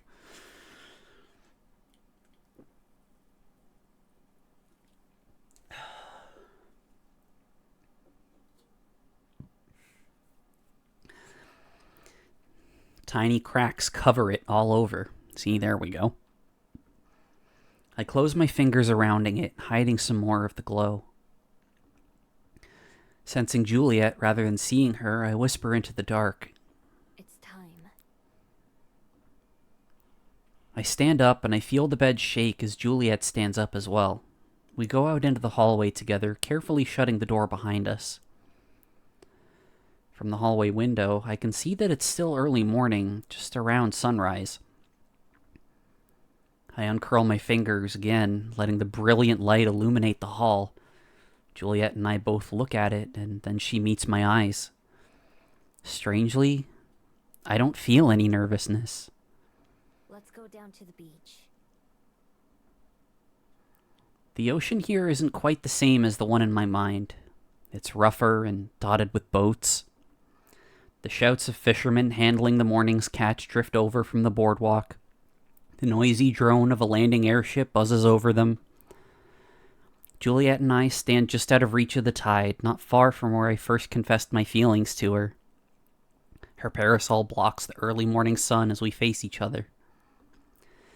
Out here, the light from my bead isn't so pronounced. It hasn't gotten any dimmer, though. A noisy awareness hums in the back of my mind, like a radio not quite tuned into a station. It's impatient. I'm impatient. I lock eyes with Juliet. Neither of us say anything. Neither of us need to. She just nods, encouraging me. I turn towards the sea. Slowly, I bring the bead to my lips. As it gets closer, the humming in my head gets louder, and the ocean in my mind feels like it might break free into reality. Then, the moment the bead touches my tongue, it melts away like candy and the humming sound stops. The ocean recedes. Closing my eyes, I feel the magic spread throughout my body. It's like a wind inside me that I inhale, filling my lungs. Not just my lungs, but my heart, my mind, and everything else. That breeze ripples across my skin from the inside, flexing my fingers and curling my toes. It moves to fill every part of me, this magic I was born to inherit. It drifts across my memories, making the colors more vivid and filling in details I'd forgotten. The springtime green of the trees in the forest, the agony of my injured leg, the bitter cold of being caught in a storm, the softness of my first night in my own bed. I do feel my body change as my one tail splits into 9, unfurling behind me like Juliet's parasol. I understand Unbi's words now, when she teased me for not figuring it out. Swallowing my bead hasn't made me into a different person. What it wanted was only ever what I wanted. The pain of loss and the comfort of love, happiness. I've experienced these and so many other things for myself already. My bead hasn't ever known anything that I didn't know. It's only been an extension of me. And what I know is that I haven't reached the end of my journey. Just another step on it. I still have to strive for those things that I want. To be happy, to be in love. They aren't destinations either. They're pathways themselves that I have to strive to follow, to stay on. Chunho, Sky Fox. Before me, the sky and sea appear to stretch out forever, meeting the edge of existence. Though separate, they match each other in their vastness. Both are as hopeful a blue as I've ever seen. Miho. Juliet says my name like a statement, not a question, confirming that I'm still here in front of her. I'm still me. Juliet. Still, it seems fitting that my first word as the new me should be her name. How do you feel? I take a moment to assess that. Being a fox feels different from being in my other form, but this feels like a mixture of both. The scent of the ocean, fish and salt and more, is stronger in my nose. Among the chaotic noise of the fishermen and other city bustle, I'm able to pick out individual voices and focus on individual sounds. Each grain of sand on the beach stands out, so numerous that if I look at them too long, my eyes start to hurt. In the same way, I can notice each thread of Juliet's shirt, each splinter in the nearby boardwalk, each bubble in the rising tide. Different, but the same. I can notice more of everything around me, but I don't feel that different on the inside. I'm still just Miho. Good. I would hope for nothing else. I take a few steps, getting used to the feeling of having more tails. Although they're heavier, moving them comes just as naturally as moving one did. They fan out behind me, the only evidence of the change I just underwent. That and the missing necklace around my throat. Do I seem any different to you? Not at a glance. Is it what you'd expected? What, you mean you don't notice the other new 8 tails? I don't know if I was expecting anything in particular. I said that to Unbi, and she just laughed at me. But I get it now. My bead didn't change me. I've changed myself. I think maybe that's why Unbi isn't quite ready yet. But I'm sure she will be soon. I think she's on the right track now. Juliet gazes at me with admiration in her eyes. There was a time where that would be kind of embarrassing, because I didn't know what she was seeing in me. Now, having made peace with who I am, I feel like I can stand a little taller. Do you remember what you said once, back when we first met? I believe it was one of the first times we had breakfast together. You said that you wanted to learn how to be a person. I'd say I accomplished that. As would I. But you helped me do the same. Unbi as well. And I'm sure there's much that Lyra will learn from you in time. When it gets to the winter, Lyra's gonna be like, Fox Mom, let me sit in your tails. That was the first thing I thought of when she grew the other 8. Unbi was right in that regard. The capacity to change, not just yourself, but the others in your life, has always been within you. Yeah. I guess my bead was just trying to show me that all along. She's gonna have to brush all 9 of them every day. Now that it's gone, I wonder if it means people will be able to remember me normally. If not... Then it'll be another trial, another goal to work towards, another challenge to overcome. No, that's awful. They shave the tails in the summertime and she has 9 rat tails. No. Somehow the thought of that isn't so scary anymore. Because I know that I can rely on myself and on my loved ones and that things will turn out okay. I smile. If not, then I'll keep trying to find a way. I'm pretty good at that after all. Somehow you always do. The sun is getting higher, and Juliet repositions her parasol to block it. Feels luxuriously warm on my tails, but I know Juliet can't be comfortable. You should go back to the library without me. I'll be home soon, but I want to walk around a bit first. All right. It's probably best if Lyra doesn't wake up to an empty house. I'll see you again soon then. Before she goes, we embrace each other for a kiss. Her lips feel even softer than usual, and her hand as it holds mine for a moment is gentler. We step apart, sharing a smile, and I wave goodbye as Juliet starts making her way back home. I head to the skyport myself. It's busy when I get there. The airship that I had heard land not too long ago has let its passengers off, and they flow through the security lines and into the freedom of the city.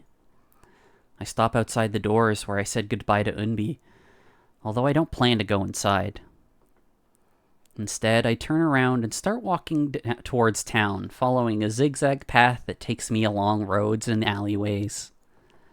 It's been months since I arrived, but I can still remember every twist and turn that I took as I ran from the security guard. Some of those streets I've walked down several times since, and only some of them I passed through at that time.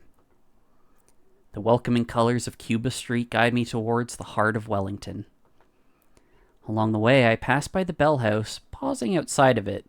It's still early enough that the inside is still dark, except for a couple lights in the kitchen. Even Aspid isn't here this early. In the glass window, I can see my own reflection. I half expected to find a fox staring back at me, but not this time. Like I said to Juliet, I'm still just Miho. From the Bell House's door, I make a sharp turn and go back the way I came from. On my way to Mount Victoria, I pass by the road to the library, but don't go down it, of course. I'm not quite ready to go home yet. I'm sure Juliet is waiting for me there, and Lyra too, if she's awake. I wonder what she'll have to say about my new tails. I keep on walking, and soon the rising green slope of Mount Victoria comes into view. Climbing up the mountain is pretty much automatic, since I can remember every curve and incline in the trail before it happens. Although I pass a few people up here who are also on their way up, and some people heading down from the top, I'm all alone when I reach the summit. Just for a moment, I know. But a moment is enough. From up here, the skyport doesn't look very big, and the path I just took doesn't seem very far. Yet in a sense, it took me months to walk it. I'm sure I'll come up here many more times in the future. There are so many places I want to go and things I want to see, but I know that I'll never get tired of this view. The people and places I care about are all within my reach. For me, everything comes back to this spot. When I stood up here for the first time, I couldn't have known that the journey that was about to begin for me. That's why I can't help but feel excited as I gaze out at the city I've come to love. So many things are changing, but for once, that isn't scary. The future is uncertain, but that just means it's full of opportunities and potential. I'm done with letting life just happen to me. From now on, I intend to make it what I want. A sudden gust sweeps across the mountain, down through the forest and out towards the sea. It ripples through my hair the same way it ripples through the trees. As the leaves rustle together on the breeze, it sounds like warm laughter. Little fox, where is your home? The wind whispers. Closing my eyes, I relax and surrender myself to it all. Right here. Time skip epilogue? Oh yeah, no, that's what the difference between the comfy ending and the wild ending. So this will be the same if we were to do Juliet's route again, but choose the other options where I said that they were like ones that made a difference. And then there's like the actual ending, and that's what the... So, don't worry, you'll get your time skip epilogue.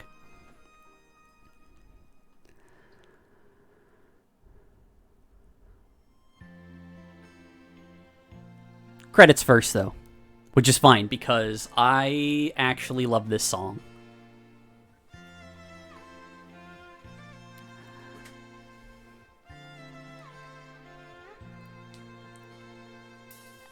As I open to another page, I'm so glad that I streamed this. It was just... Oh. The Juliet route is so cute.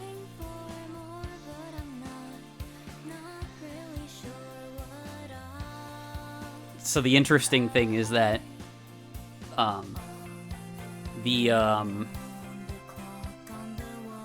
keeps ticking. I want to sing along with it. This chapter of my life, till the grass flower to remember you by. Getting older will mean that you're not on my mind. Together we'll be until we die. With just word or yeah, so Juliet's route seems to be like exploring Miho, like embracing herself as a Gumiho. But then with Aspen's route, because, you know, she's worried about mortality and immortality and, you know, being with Aspen, who's a human, she actually breaks her bead and becomes human. And it is so fucking cute.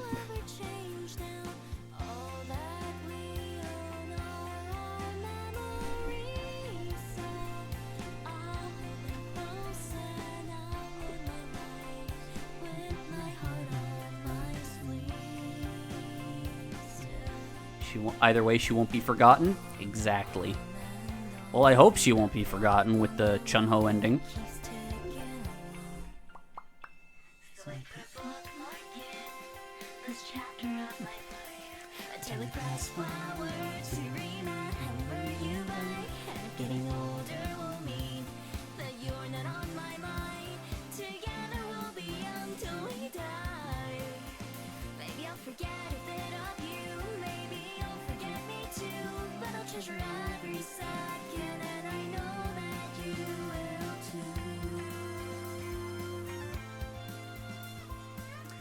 The one of Miho as the fox and Juliet turned into the bat, that's my favorite. It's so cute. Because it looks like Miho's just smiling so hard. Please be happy.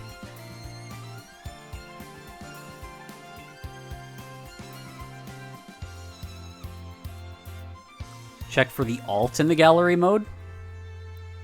Which alt do you mean?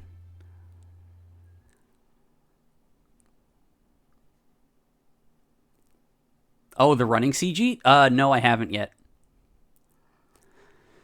For what must be the 100th time, Aspen has Juliet show her around the library, making a list of every single chore that needs to be taken care of while we're away.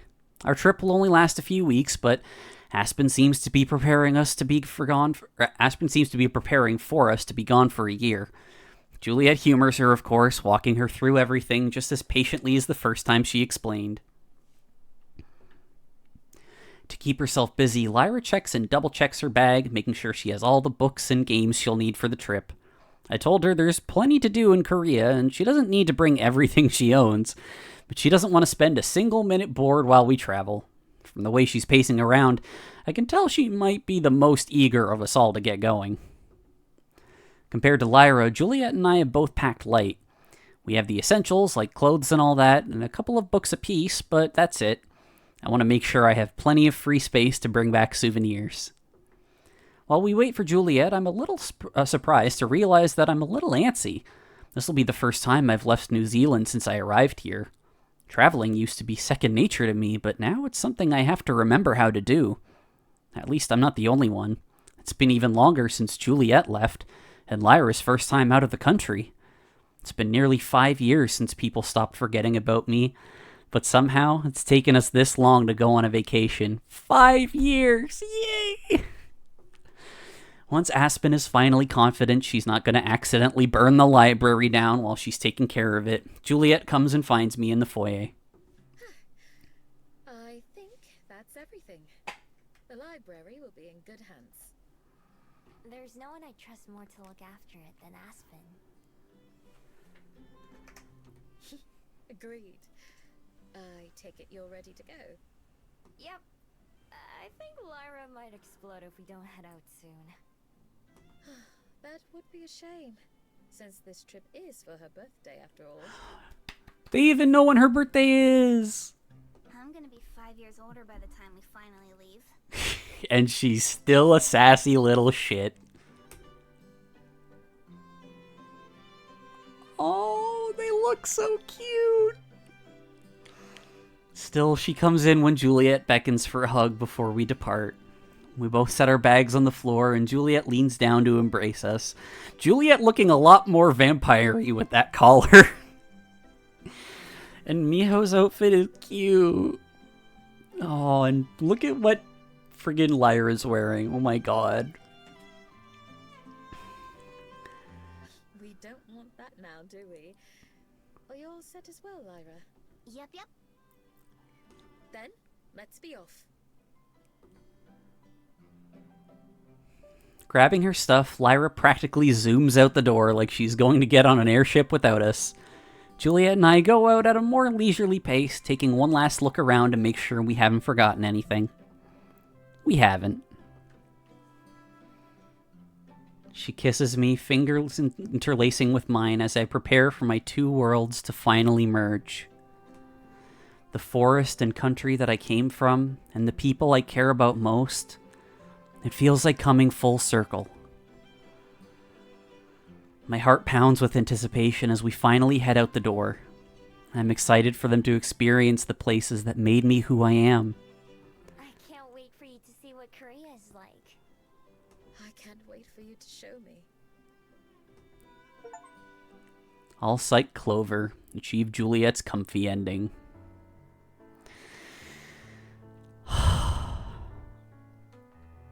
God, that was so cute. Okay. Let me join you.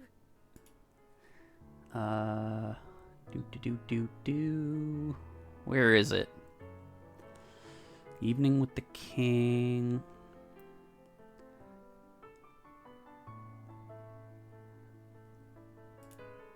Show me the alt. Oh, that's so cute. Oh. I love the bat face. It's adorable. Oh, this is so precious. Oh god, okay. I'm gonna wrap this up because I need to go sob now.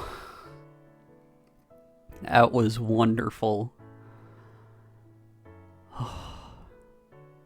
Yep. Okay, I will... I'll see you guys on Friday for Kingdom Hearts. I hope y'all have a good night. I'm gonna go cry now. Have a good night, everybody.